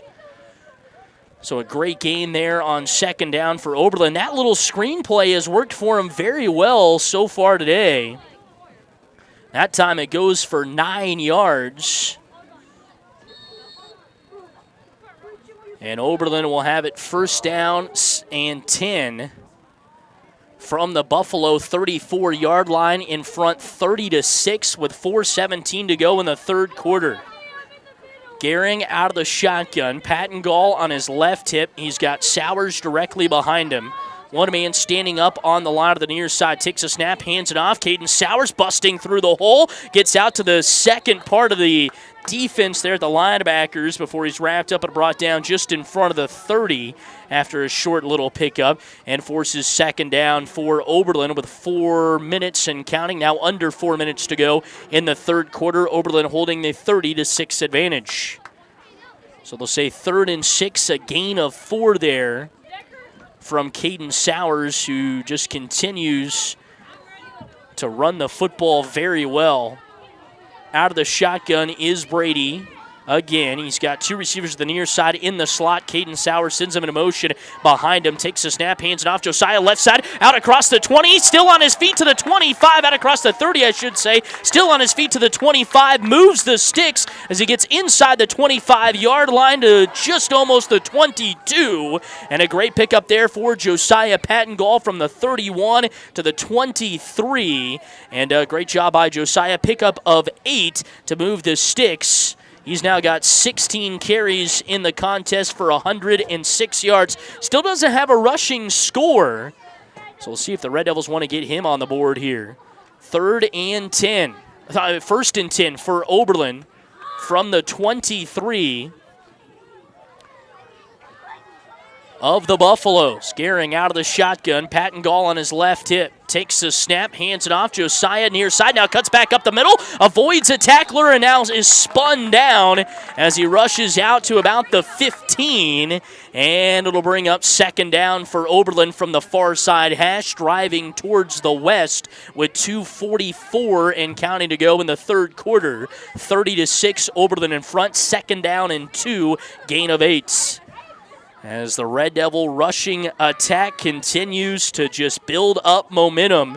It started out a bit slow, but a couple of big plays has really opened things up for Oberlin.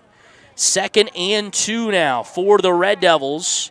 Out of the shotgun is Gehring. He's got a man on his left hip, Patton Gall. One receiver to the near side of the field, Gage Willoughby. He stands right at the 15. The snap, handoff, Josiah cuts back right side, lowers his shoulder to the 10. Still on his feet to the 5 as he blew through a man just in front of the 10-yard line right there. Got all the way to the 5. Pickup of 10 for Josiah and forces a first down and goal from the 5 for the Red Devils. As they send the ball up in between the hashes. 2:03 to go in the third quarter. Oberlin looking to punch in another touchdown. In front 30-6, 24-point lead, looking to add on to that here over the Buffaloes of Rawlins County. And a win tonight for Oberlin will force an almost district championship coming up next week. Out of the shotgun, Gehring takes the snap, hands it off. Josiah cuts back up the middle, follows Rustin Bailey into the end zone for the touchdown from 5 yards out. And Oberlin leads 36-6. It's a 30-point advantage with 1:39 to go in the third quarter. So the Red Devils continue to impress running the football. Josiah caps it off this time, his first touchdown of the game, and Oberlin trying to make it a 32-point contest. Out of the shotgun, Gehring calling out the signals, takes the snap, hands it off. Josiah right side, breaking a tackle and into the end zone. 2-point conversion. Oberlin 38, Rawlins County 6. Oberlin in front by 32 after the Josiah Patton Gall touchdown. 1:39 left in the third. It's Oberlin 38, Rawlins County 6. This is Oberlin Red Devil football. Transforming your kitchen is a big step. Where do you start? Step into the beautiful showroom at Kitchen Solvers on East B Street in McCook, and they will expertly guide you toward the cabinets, countertops, tile, and flooring that are a reflection of you. Full kitchen remodel or simple upgrade, they can help. Just need material? They'll get it ordered. Need help with install? They can do it. Reach out to Kitchen Solvers, and they can get you back into a working kitchen in 5 days. Kitchen Solvers. Find what inspires you.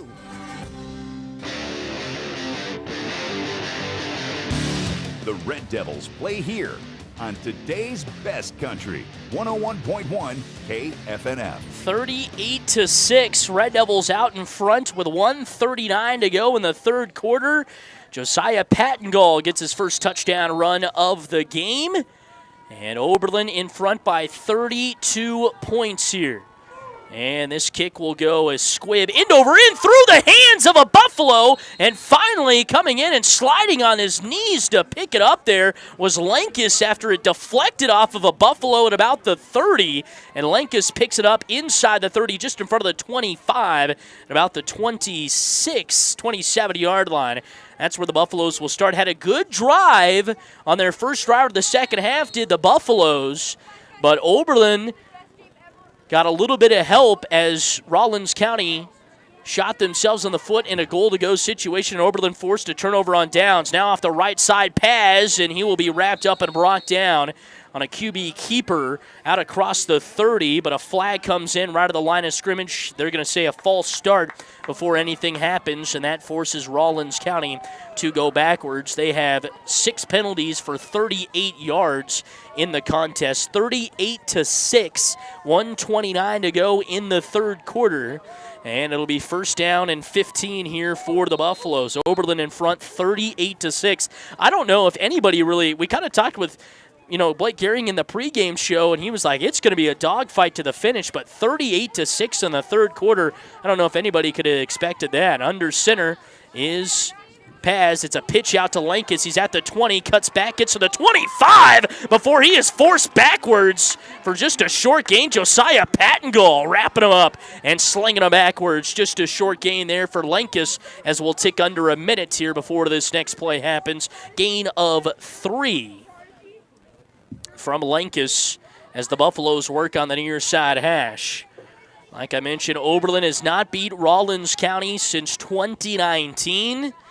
And looking to force a district championship coming up next week with Hill City, who almost certainly will beat Stockton this week. So it'll be a battle of unbeatens in district play next week. Here's the snap, and Paz goes off the right side, sneaks through, and luckily coming in from behind and wrapping him up and bringing him down, or else he would have had tons of green grass in front of him. Josiah Pattengall comes in with a touchdown-saving tackle there to force 3rd down and 9. So another gain of 3, and can't get too ahead of ourselves here. Rawlins County can score bunches of points if they need to. Have put up quite a few points throughout the season. As we go under 20 seconds to go here, see if Rawlins County wants to get in this 3rd down play before the end of the quarter. They might have to. Down to 10 seconds left. Paz out of the shotgun, takes a snap, QB run, right side, gets the corner at the 30, and then he's met there and shoved backwards. It's Mitchell Watson and Theo Butterfield shoving him all the way back, as the forward progress is going to get him close to the 30, but that will bring us to the end of the 3rd quarter. 38-6. Oberlin in front by 32, and Rawlins County will have 4th and 7 on the other side of the quarter break. Quarter 3 in the books. Oberlin in front, 38-6. This is Red Devil football. Banking should be simple and convenient. With FNB Bank, it is. Whether online, by phone, or with a debit card, accessing your money has never been easier. Imagine managing your finances from the comfort of your home or on the go with just a few taps. FNB Bank in Oberlin, Kansas makes it all possible, ensuring you have control of your banking 24/7. Experience the convenience of modern banking with FNB Bank. Visit fnbbank.com today. They say defense wins championships, and in business, it's no different. With cyber threats and data interceptions, you need a solid tech lineup that defends your business every day. At NextTech, we provide technology solutions that keep your operations locked down. Call NextTech, your business technology defense, at 800-588-6649 or visit next-tech.com/cybersecurity.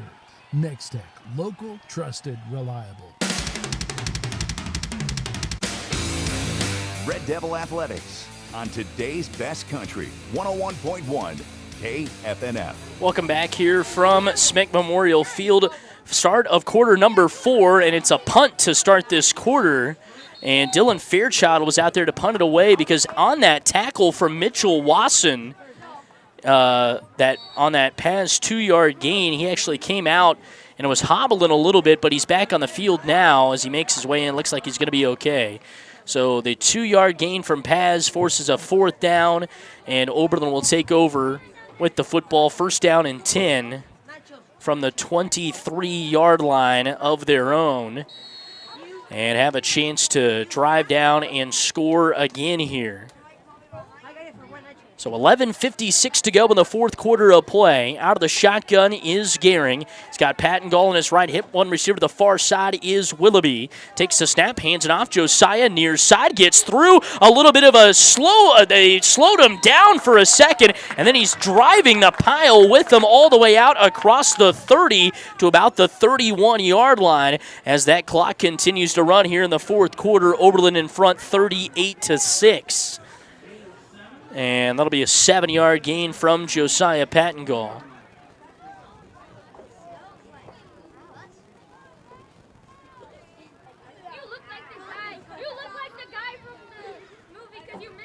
So 38-6, Oberlin out in front. 11:17 to go. Out of the shotgun is Gehring now. Man on his left hip to the near side of the field is Pattengall. Receiver stacked on the line. Gage Willoughby to the far side. Takes the snap, hands it off. Josiah right side. Met at the line and wrapped up and brought down. Lankus came in and filled that hole right away. It was open for a split second, but Pattengall, that split second, he wasn't there right away. And it'll force 3rd down and 3. Great job by Lankus flocking to the ball there. 3rd and 3 now for Oberlin on their side of the 40 from the 30-yard line. As Brady Gehring will run this play in. Oberlin has been doing a great job all night long on these 3rd down situations, moving the football on 3rd down. Brady's done it with his legs, has made a couple of big pass plays. Josiah's also made some great runs. So is Caden. 2 receivers to the far side. Sends Sowers in motion right to left. Across the line, takes a snap, hands it off. Josiah left side, big hole out across the 30 to the 35 before he's finally wrapped up and brought down there. And when I said big hole, it looked like he was going to run for a while, but it was tripped up by Paz right there at about the 34-yard line. So a great gain of 4 yards there from Josiah to move the sticks. 10-13 and counting to go in the 4th quarter. Oberlin in front 38-6 here in the 4th quarter. So like I mentioned, Hill City on the road taking on Stockton tonight. Oberlin here against Rawlins County. If both of them win, it forces a district championship next week. Rawlins County, if they come back, they can put their hopes into maybe getting a district championship too. 9:45 to go in the 4th quarter. Out of the shotgun, Gehring takes a snap, hands it off. Josiah up the middle, finds a secondary hole, lowers his shoulders, still on his feet, carrying defenders with them all the way out across the sticks, but a flag did come in right at about the line of scrimmage, and I think this one is coming back, and it is. So holding on the Red Devils, that'll move them back 10 yards, enforce 1st down and 20 for Oberlin. So 4th penalty unofficially for Oberlin tonight for 35 yards. 9:35 to go in the 4th quarter. 38-6, Oberlin in front.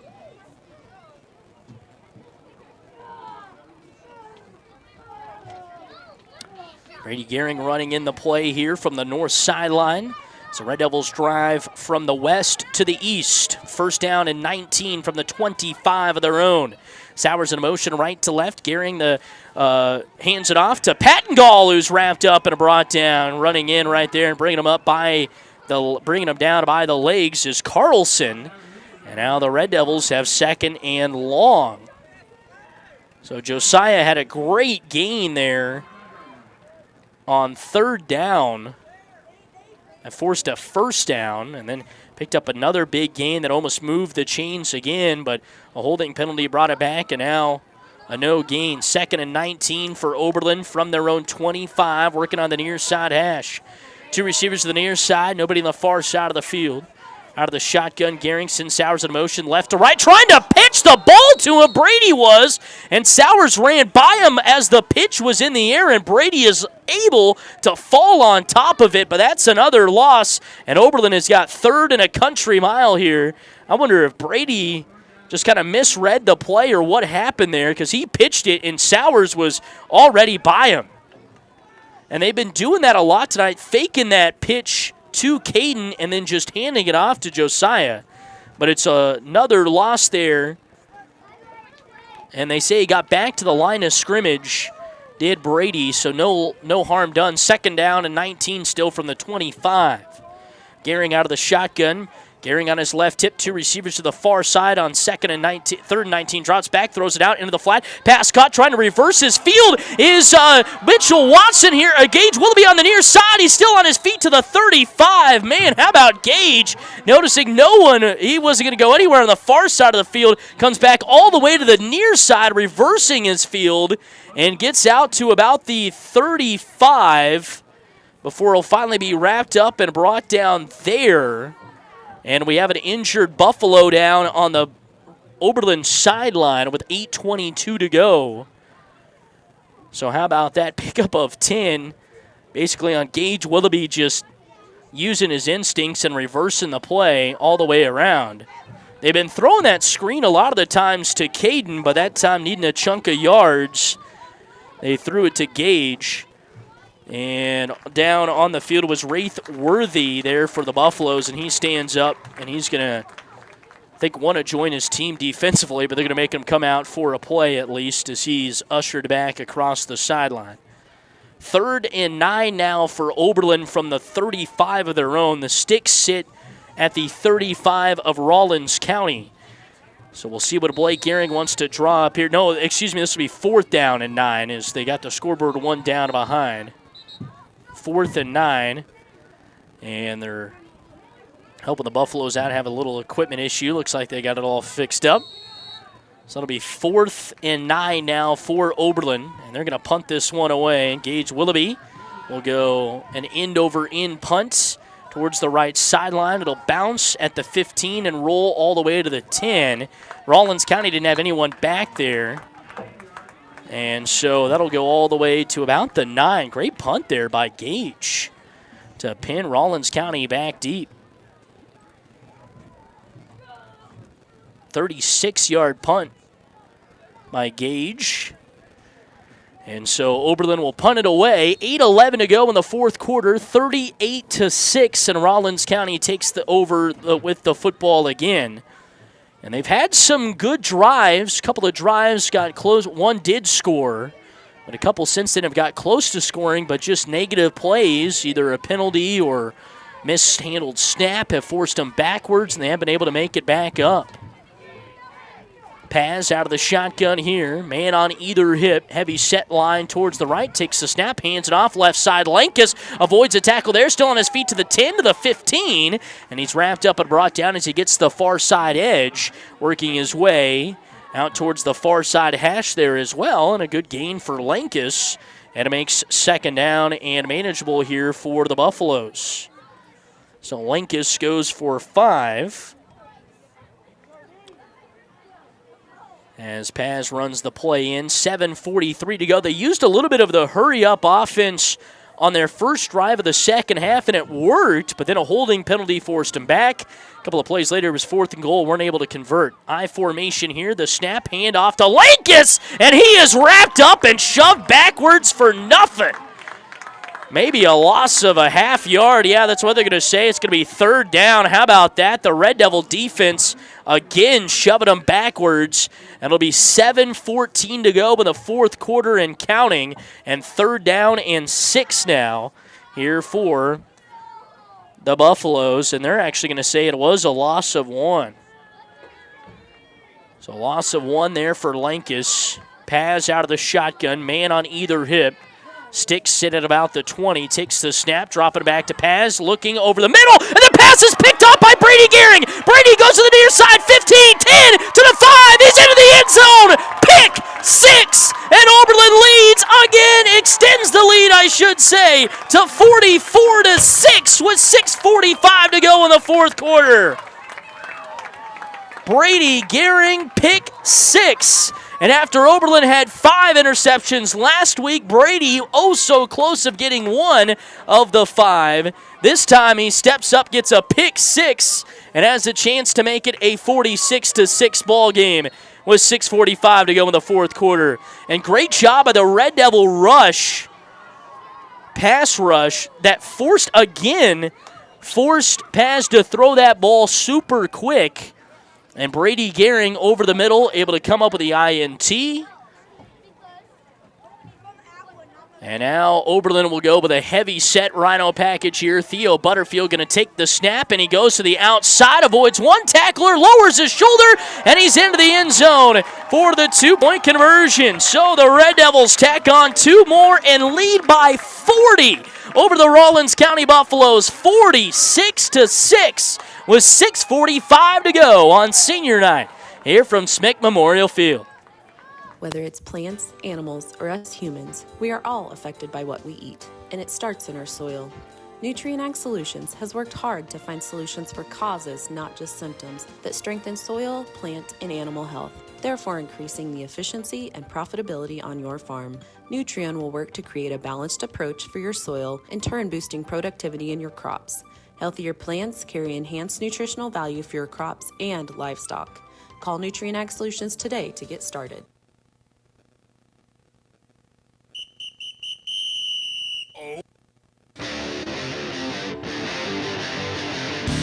The Red Devils play here. on today's best country, 101.1 KFNF. Welcome back here from Smick Memorial Field. Red Devils out in front, 46-6, with 6:45 to go in the fourth quarter of play. And so Oberlin will kick this one back away here to the Buffaloes after a pick six from Brady Gehring.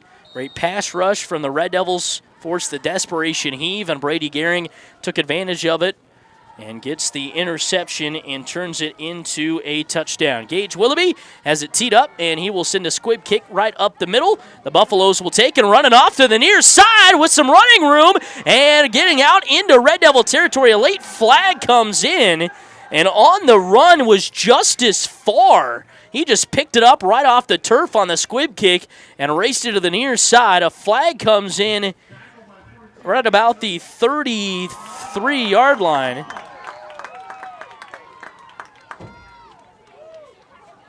And we'll see what the penalty was on Oberlin. I didn't get a chance to see what it was. And so they're going to call a face mask on Oberlin. And so that'll be a 15-yard penalty. So it'll be first down and 10 for Oberlin.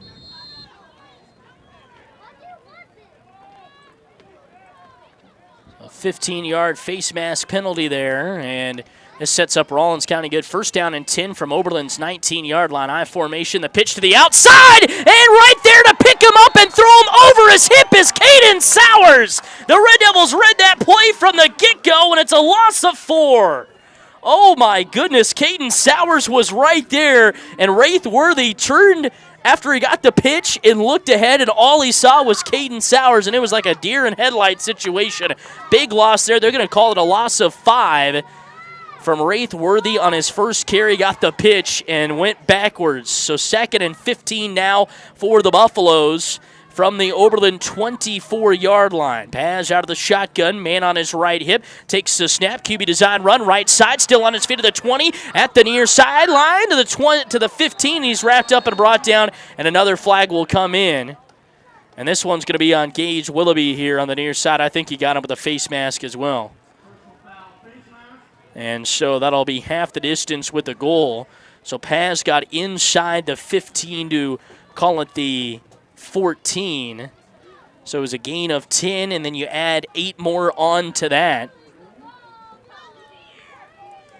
And so Oberlin back-to-back face mask penalties. They got a big loss on there and then just kind of give it right back. So it'll be first and goal for the Buffaloes from the 7-yard line now after that one. So first and goal for the Buffaloes from the Oberlin 7-yard line. 5:52 left in the fourth quarter. Paz will go out of the shotgun. Got a man on his left hip here. Takes the snap, QB run, left side, up the middle, across the 5, and into the end zone for the touchdown. So the Buffaloes make their way back in using some Red Devil penalties to their advantage. Take care of the short field on just a couple of plays with a 7-yard touchdown run, the second for Dominic Paz. And Rawlins County makes it 46-12 after the touchdown there for the Buffaloes. So 46-12, and trying to add on a 2-point conversion. They were 0 for 1 on their only touchdown drive today.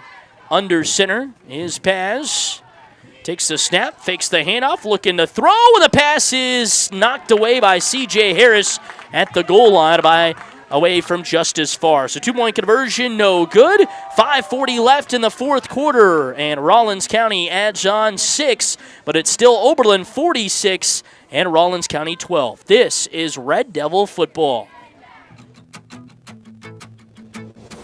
There is a difference between going to the bank and going to the bank. When you go to the bank, it's just... Hello, welcome to the bank. How can we bore you? But when you go to the bank, Hi, welcome to the bank. How can we help you? and that help is offered to you in 13 northern Kansas locations to help your financial goals become a reality. From services and loans to state-of-the-art financial products, come to where the difference is better. The bank, member FDIC, an equal housing lender.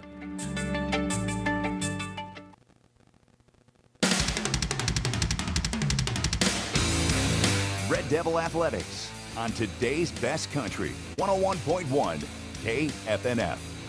Welcome back here from Smick Memorial Field. Rawlins County gets back on the board with a 70-yard touchdown run from Dominic Paz. And Sean Lair has the ball kicked up. He'll go with an onside kick. This isn't going to go the 10 yards. And so I'll re-kick it here, I think, or Oberlin will take over first down and 10. We'll see what they're going to do. Oberlin's bringing the offense out on the field. 5:36 to go in the fourth quarter of play, and Oberlin will have first down and 10 with short field, even shorter field than what they've had really all night, as it'll be first down and 10 from the 36. So Oberlin declined the penalty, and they will just take where the ball was recovered at the 36 of Rawlins County after it didn't go the 10 yards there, and Oberlin has first down and 10. So Gehring out of the shotgun. Patton Gall on his right hip. One receiver to the far side. Nobody on the near side of the field. Gehring takes a snap, hands it off. Near side, Patton Gall lowering his shoulder as he gets to the second level. He's wrapped up and brought down. And so that'll force second down at about 5 or 6 or so here. And they say a gain of 4 there. So a couple of Red Devil penalties really set up Rawlins County nice. The first came on the return after the kick off, after the Red Devil last score, and it moved it 15 yards even closer. And then another face mask penalty put it inside the 10. And Paz was able to take care of it there. Gehring out of the shotgun again here. Sends Sowers in motion, right to left across the line. Snap, hand off to Patton Gall, near side, looking to get the corner. Gets to just in front of the 20 before he's, or the 30, I should say, before he's wrapped up and brought down at about the 31. It's another short gain, and it forces about 3rd and 4. 3rd and 3 here, long 3, short 4. So 3rd and 4 for Oberlin from about the 31. They're calling it the 30 on the scoreboard. It's just right in between the 30 and the 31. So like I said, a long 3, short 4 for Oberlin here. 4:12 and counting in the fourth quarter. Oberlin 46, Rawlins County 12. Gehring out of the shotgun, Sowers directly behind him. Patton Gall on the right hip, Willoughby the receiver. Takes a snap, hands it off. Sowers busts through the line, and he's got running room. 15, 10, 5, see you later. Touchdown number 3 for Caden Sowers. This one from 30 yards, and Oberlin goes over the 50-point mark and leads 52-12. So how about that? The Red Devils back-to-back weeks over 50 points. And for the 4th time this season have put up more than 50 points as they lead 52-12 here on the Caden Sowers 30-yard scamper. So Caden, 9 carries, over 100 yards tonight, and 3 touchdowns. Gehring out of the shotgun, got a man on his right hip, Patton Gall, 2 receivers to the near side, Smith Titus and Willoughby takes the snap. It's a pitch. Smith-Titus going around the far side, and he is met by a wall of Buffaloes and wrapped up and brought down. So 2-point conversion, no good, but Oberlin makes it 52-12 with 3:53 to go in the fourth quarter. We'll take a break and come back with the rest of your fourth quarter action. Oberlin in front, 52-12 here on KFNF. The sun is what everyone wants, and Ward Drug in Oberlin hopes you'll have safe fun in the sun this summer. Ward Drug reminds you that sunscreen is beneficial protection from those powerful rays of the sun. And if you get bugged by insects with bites, Ward Drug has you covered to soothe the itch and irritation. Got allergies from about anything these days? Ward Drug has you covered there too. You can always talk with a pharmacist to help you choose the best products for your individual needs. Ward Drug in downtown Oberlin, where they've got you covered for fun all summer long. The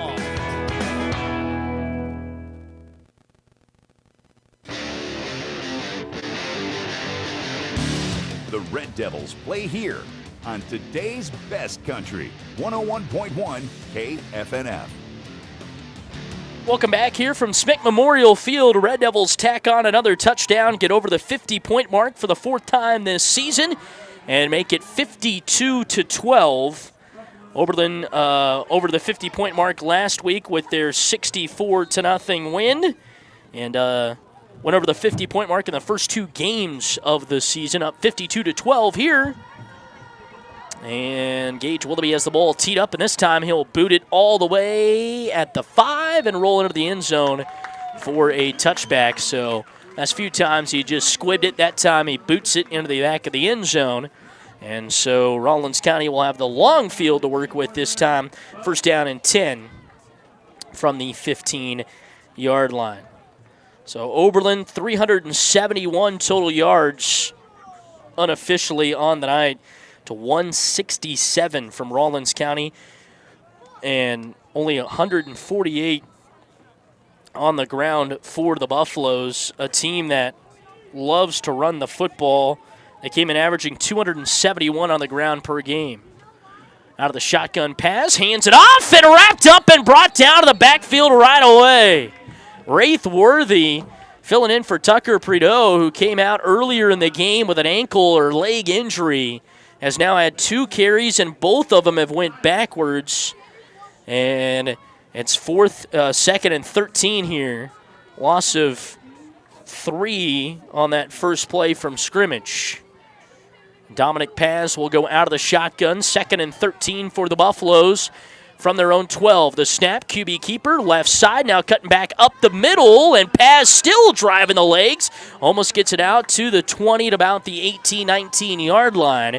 So a pickup of 6 to force third and manageable here for the Buffaloes with under 3 minutes left in quarter number 4. And Oberlin just continued to drive and score touchdowns. It seemed like Rawlins County had no answer for him, and Rawlins County, when they would, it just seemed like a negative play would drive them backwards. And Oberlin was able to take advantage of it. 52-12. 2:36 to go. Paz out of the shotgun. No receivers out to either side. Man on his hip trying to get the Red Devils to jump off sides, and he does. And so that'll move him up 5 yards and make 3rd and 2.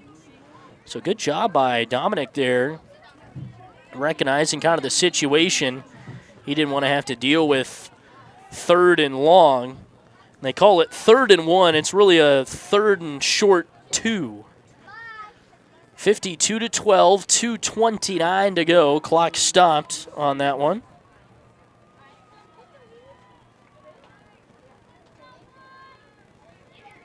So Paz, I formation look here. Worthy at the tip of the eye. Paz under center. He takes a snap, QB design, run off the right side, 30 to 35, 40, 35, 30, 25, 20, ball pops out, now it's still on the turf, and he pushed it forward all the way to the 5-yard line. My goodness, he got lucky that ball didn't come away, but on a QB sneak, he takes it a huge chunk of yards, the 24 all the way to the 5, and sets up Rawlins County possibly with a score. 51 yards there for Dominic Paz. And he fumbled the football going down the sideline at the 10. I couldn't see who was catching him. I think Christian Smith-Titus was there, maybe Gage Willoughby. And one of them knocked the ball out, and Paz kicked it with his knee at the 10 to the 5 where he was able to fall on top of it. And so he'll go out of the shotgun here. Man on either hip, 152 and counting to go in the fourth quarter of the snap. Run off the left side, back up into the middle and into the end zone for the touchdown. So Dominic Paz come alive here in the final quarter with a couple of touchdowns. That one from 5 yards out. He's got 22 carries on the night for 171 yards, but 51 of those yards coming on that last rush before the touchdown. So 52-18 now. Buffalo's in front. And that it's just a QB sneak that opened up, and he got a blocker out in front, and then with his speed, he was gone in an instant. Paz out of the shotgun, looking, throws it over the middle, and incomplete, but a flag comes in all the way. That was a good toss by the official. And, yeah, we're going to have pass interference on Oberlin. Oh, my goodness. So Oberlin called for pass interference, and they'll retry the two-point conversion. 1:48 left in our final quarter. Oberlin 52, Rawlins County 18. Couple of late scores here in the fourth quarter for the Buffaloes, who just had 6 points entering this quarter. Under center is Paz. Tip of the eye Worthy. Handoff to him, right side, and he's in for the two-point conversion. So make it 52-20. And Oberlin still leads over the Buffaloes. We'll take a break and come back here with our final 1:48 left. Oberlin in front, 52-20 here on KFNF. Here come the men in black trucks for all your home needs. Say no to bad roofs. Say yes to AquaShield Roofing. With over 17 years of providing A-plus services. Roofs, siding, gutters, windows, doors, and spray foam insulation. Plus, AquaShield Roofing offers a workmanship warranty. For your free estimate, give them a call at 785-475-2533. AquaShieldRoofing.com. Here come the men in black trucks for all your home needs. Red Devil Athletics on today's best country, 101.1 KFNF.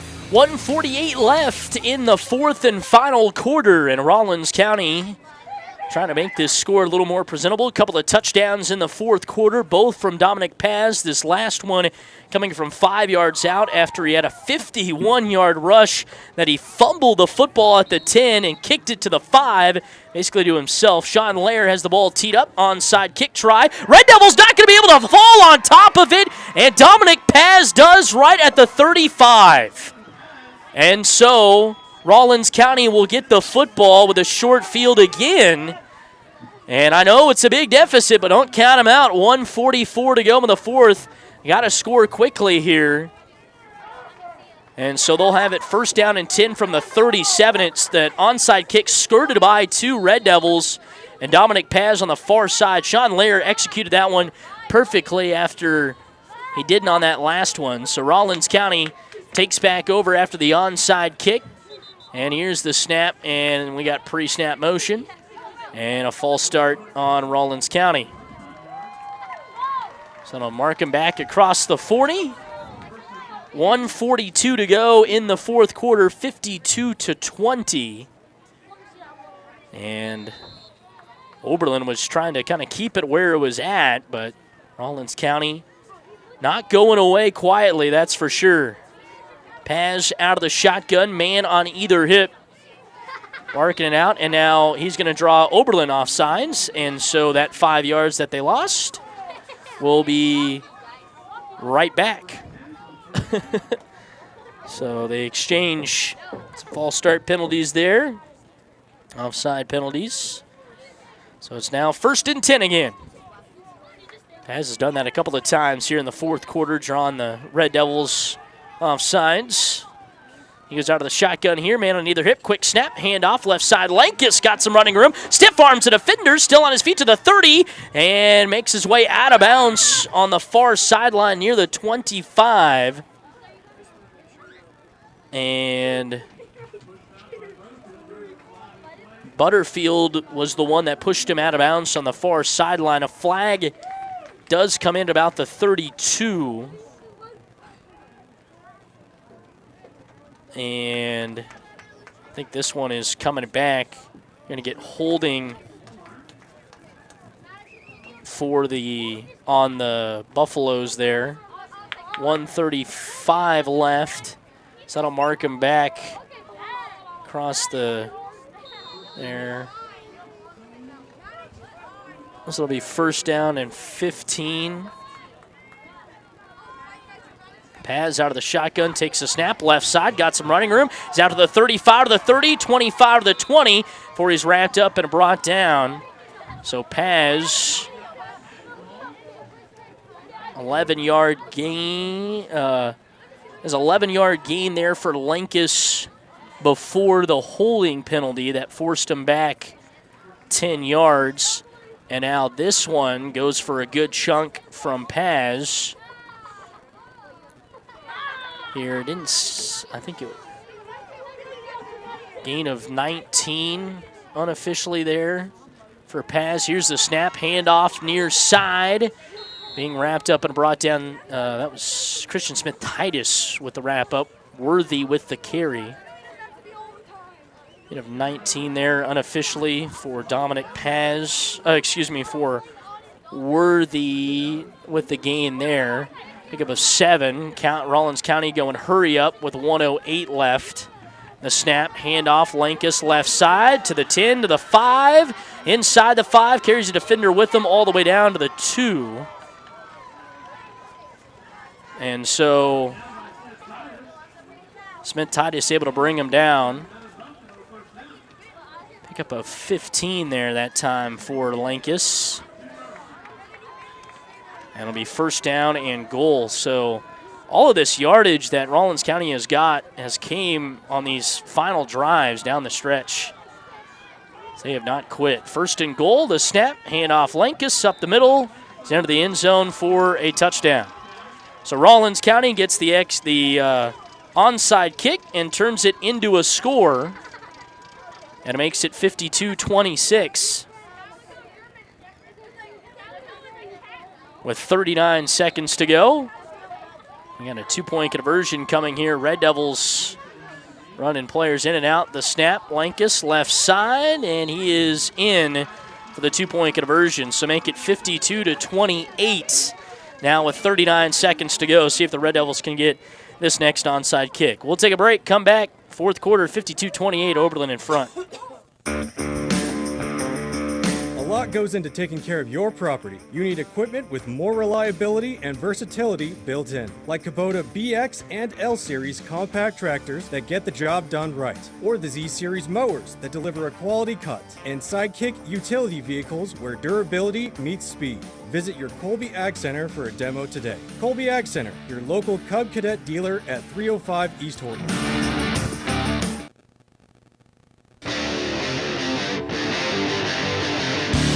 The Red Devils play here on today's best country, 101.1 KFNF.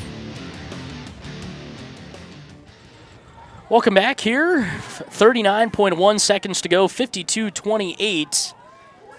As Rawlins County gets the onside kick and they turn it into points.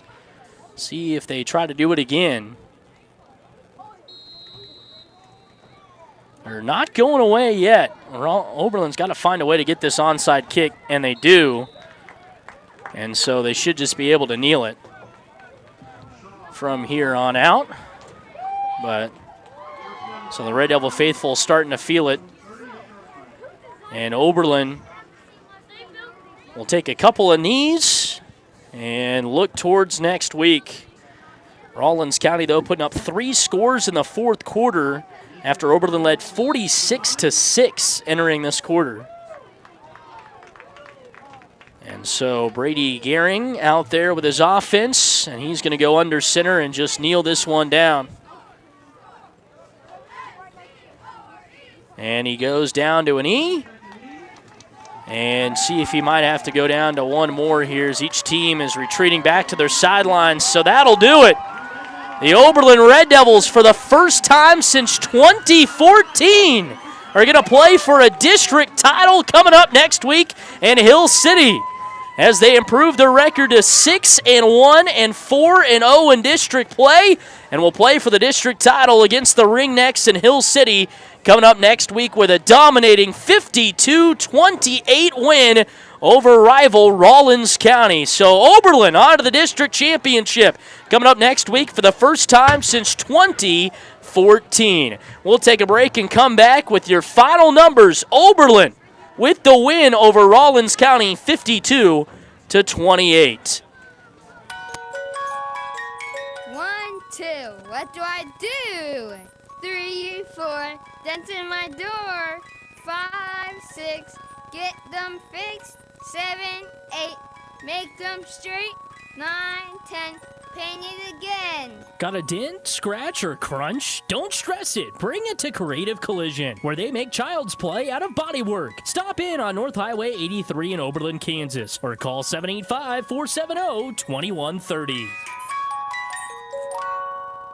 Today on Hey Culligan, reverse to reduce. Here's Bob. Hey, Culligan, I love fresh water, but I got plastic bottles coming out. Whoa, Bob, you are not kidding about the bottles. But did you know Culligan's reverse osmosis and always-on drinking water systems provide fresh, clean, delicious drinking water and help reduce the equivalent of over 15 billion plastic bottles from landfills worldwide? Holy, fresh, environmentally friendly drinking water. Am I right? Right, Bob. And we're already on the way. Call Matt Osmeyer at 785-475-2471. Your local dealer for Rawlins, Decatur, and Norton counties. Ever wonder why some people have a spring in their step? It's simple. Fuel. Quality fuel from Decatur Co-op. Without the right fuel, your day can feel like a drag. But with Decatur Co-op's premium Fieldmaster diesel or unleaded fuel delivered straight to you, those days of sluggish starts are over. Serving Northwest Kansas and Southwest Nebraska, they keep you moving. Check out their bulk fuel delivery today. Premium fuel and service you deserve at Decatur Co-op with a location near you.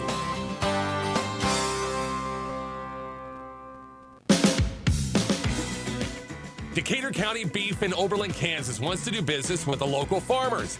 They need high moisture corn, silage, and hay now, and dry corn now through October. Decatur County Beef offers very competitive prices, always looking for good help. Give Decatur County Beef a call. You'll be glad you did. That's Decatur County Beef, just north of Oberlin on Highway 83. At Decatur Health Radiology, the 3D mammography truck brings breast imaging directly into our community. This mobile service provides screening mammograms that may help detect early breast changes. Imaging results are reviewed by board-certified radiologists and shared with providers as part of patient care. By hosting the mobile unit, Decatur Health supports local access to important breast health screenings. Learn more about upcoming 3D mammography truck visits at decaturhealth.org. Red Devil Athletics on today's best country, 101.1 KFNF.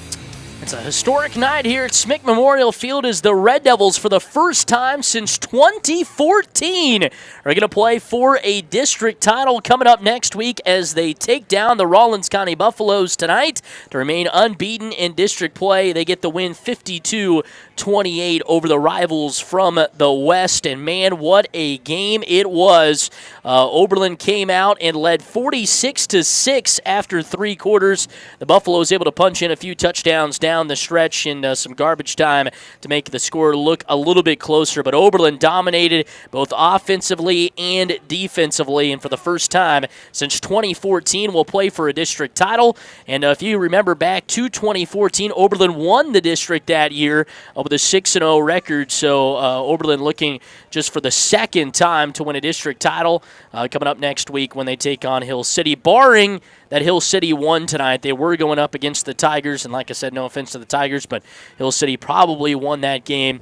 I haven't seen a final score from it yet, but it should be Oberlin and Hill City for the district title in Hill City coming up next week. Let's take you through your scoring summary tonight. Oberlin got things started after each team traded punts to open up their drives to start out the game. Oberlin then was able to get a 41-yard run from Josiah Pattengall that set up a 77-yard touchdown run from Caden Sowers.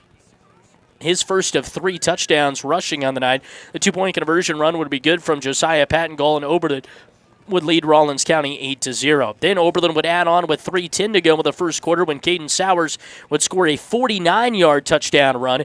2-point conversion run, good again from Josiah Pattengall, and Oberlin would lead 16-0 as we made our way into the second quarter, where Rawlins County would score just a few seconds into that quarter with 11:26 to go on a Dominic Paz 4-yard touchdown run. The 2-point conversion run would be no good, and Oberlin would lead 16-6. Then with 17.6 seconds to go in the second quarter, after Oberlin faced 3rd and 20 and were able to convert, Brady Gehring hits Gage Willoughby for a 29-yard touchdown pass.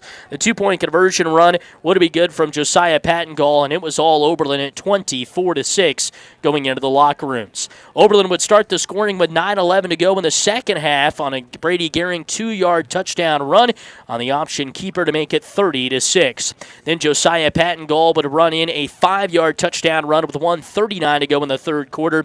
2-point conversion run from Josiah would be good, and Oberlin would lead 38-6. Then with 6:45 to go in the fourth quarter of play, Brady Gehring would add on to the Oberlin lead with a pick six. 2-point conversion run from Theo Butterfield would be good, and Oberlin would lead by 40 at 46-6. This is where Rawlins County would get 3 out of the next 4 scores. The first coming from Dominic Paz on a 70-yard touchdown run to make it 46-12.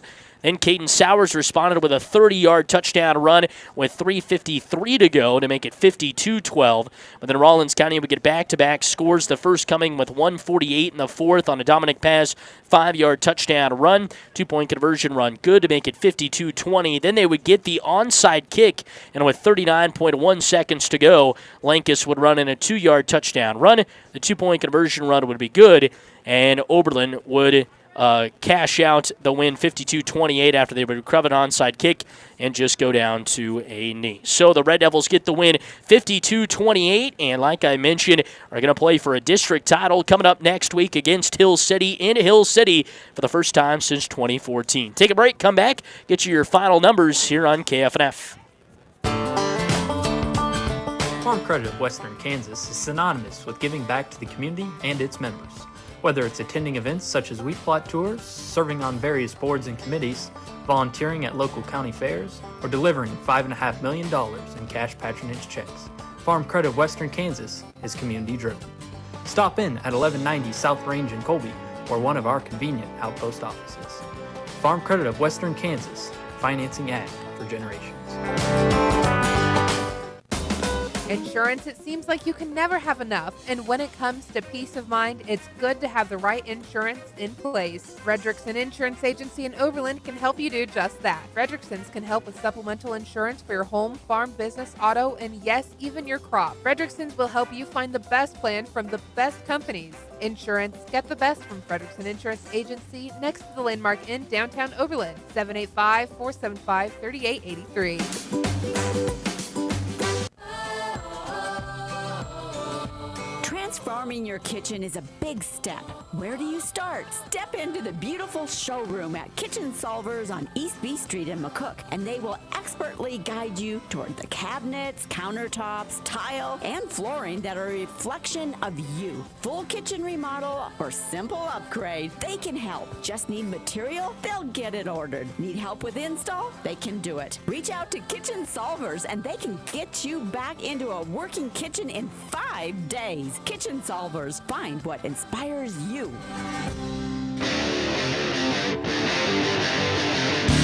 The Red Devils play here on today's best country, 101.1 KFNF.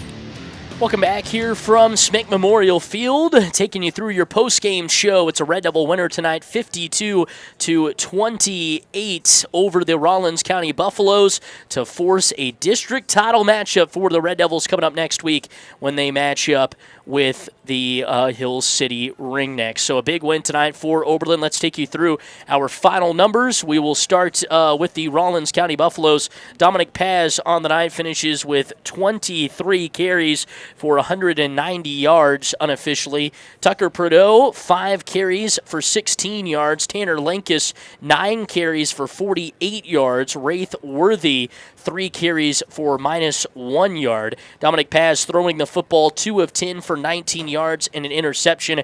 Luke Siss with 1 of the 2 receptions for 7 yards, 12-yard reception for Justice Farr as well on the night for the Buffaloes. And making his way into the booth here and sitting down to chat is Blake Gehring. And boy, Coach, how about that? You guys seal off a victory at home, take the seniors out on senior night with a big win over a rival Rawlins County. Guess what were your thoughts after that one? Yeah, that felt good. We wanted to do that for our seniors. We talked before the game. Those guys play hard. They do things right. They're laying the foundation for what we want to build here. And, we talked about if you win this game, we get another game here. So we wanted to get our seniors another home game. So I'm glad we got it done. Yeah, get another home game. Get yourself a district championship matchup coming up next week as well. So I know that's huge. And first, got to talk about the play of Caden Sowers tonight. We kind of talked about it earlier in the year about how a lot of people don't realize that he's a sneaky running back. He runs in 3 scores for you, a couple of long runs, and just goes to show how athletic of a kid he is, isn't it? Yeah, absolutely. He ran the ball really hard tonight. There was multiple times where we're like, hey, we're just going to keep feeding them the ball, and then then we mix in Josiah. That sounds weird to say, but when we start handing it to Joe and he's pounding the rock too, it's nice to have 2 backs that can do that for sure. And going into this, you kind of mentioned it, how physical Rawlins County was. I felt like you guys were the more physical team for a lot of the time tonight, especially when running the ball. It seemed like you guys were getting stiff arms and then getting in the backfield, and that's what you want to say to your team, right? Yeah, absolutely. We knew it was going to be a physical battle. We knew coming into the game that we were going to have to not just match their physicality, but set the tone physically. And I felt like we really did that. Those guys up front did a great job. 57 Fairchild for them is an animal, and I thought we did a pretty good job on him for the most part. And I felt like momentum really changed. Obviously, you guys start out the game really well, but as you scored that late drive in the second half where he faced a 3rd and 20, Brady makes a big throw and then another big throw. To know he can do that and your team can, come back with all of that going on is huge, isn't it? It really is. It really is. And, we talked about it all year, starting back in the summer and right at the beginning of the year when we made the decision to move Gage out to our X. And, we just have a bunch of athletes all over the place that defenses have to account for, or we're going to hit big plays. And, so it was just a real fun night. It was a good night for sure. Yeah, putting up, you'll take 52 points any night, that's for sure. But you had a tough team coming up next week. Hill City, they've only got 1 loss to a tough Trigo team on the year. Obviously, they're hungry, looking for a district title. So will you guys. It's going to be a good game next week, isn't it? Yeah, for sure. Me and Travis go way back. We went to high school together.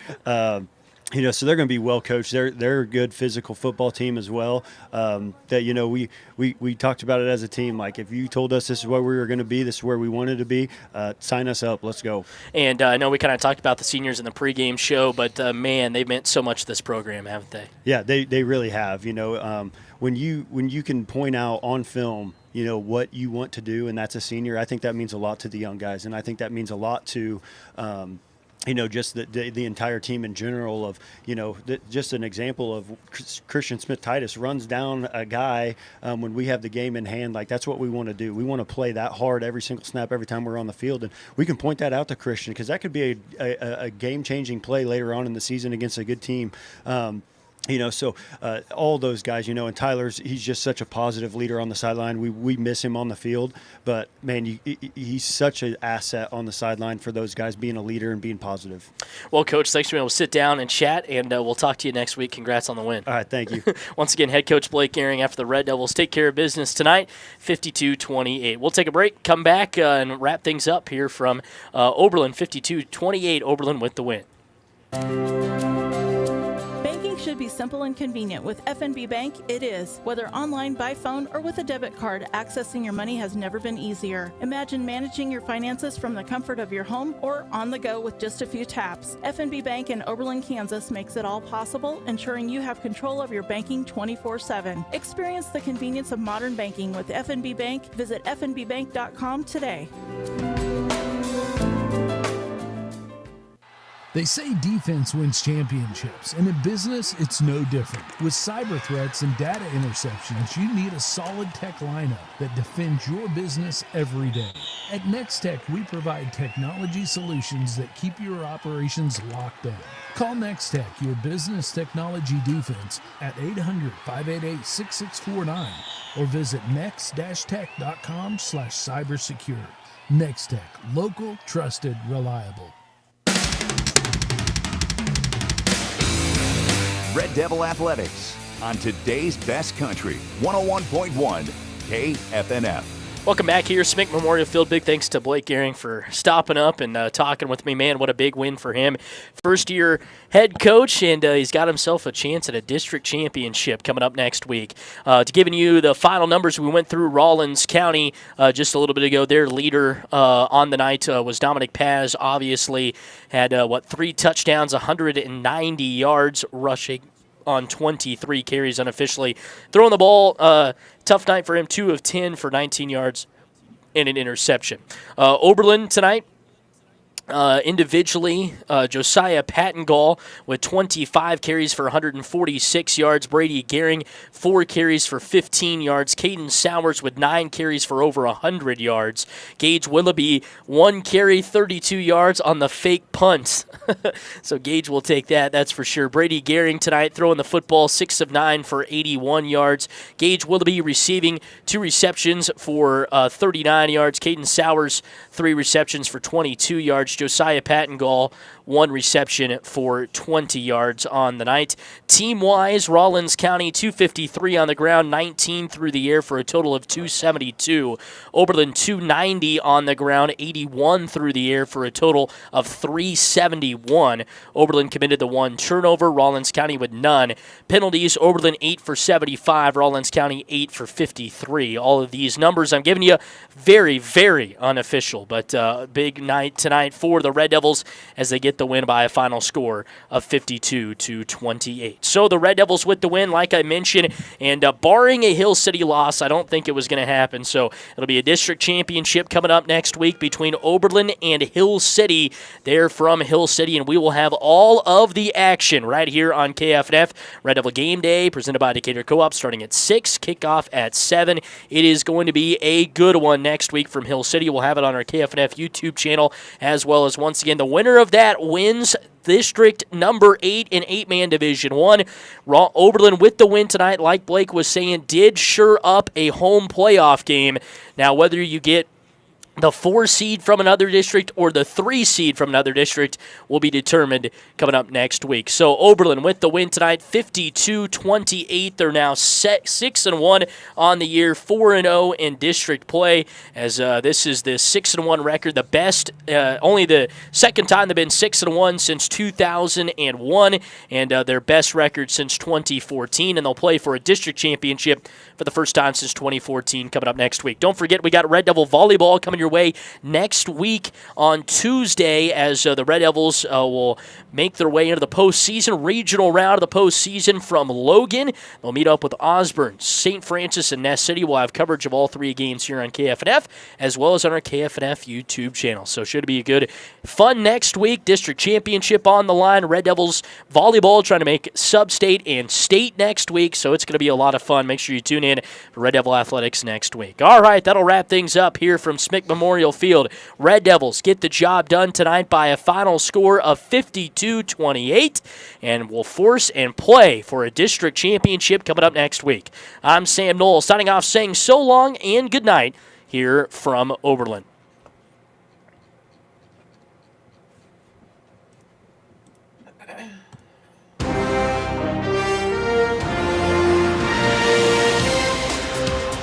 The following has been a presentation of Oberlin Red Devil Athletics on 101.1 KFNF, today's best country.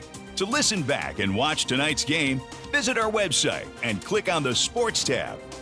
Then, KFNF live video streams. For an upcoming broadcast schedule, visit our website, highplainsradio.net, and click on the Media tab. Then, Sports Broadcast Schedule.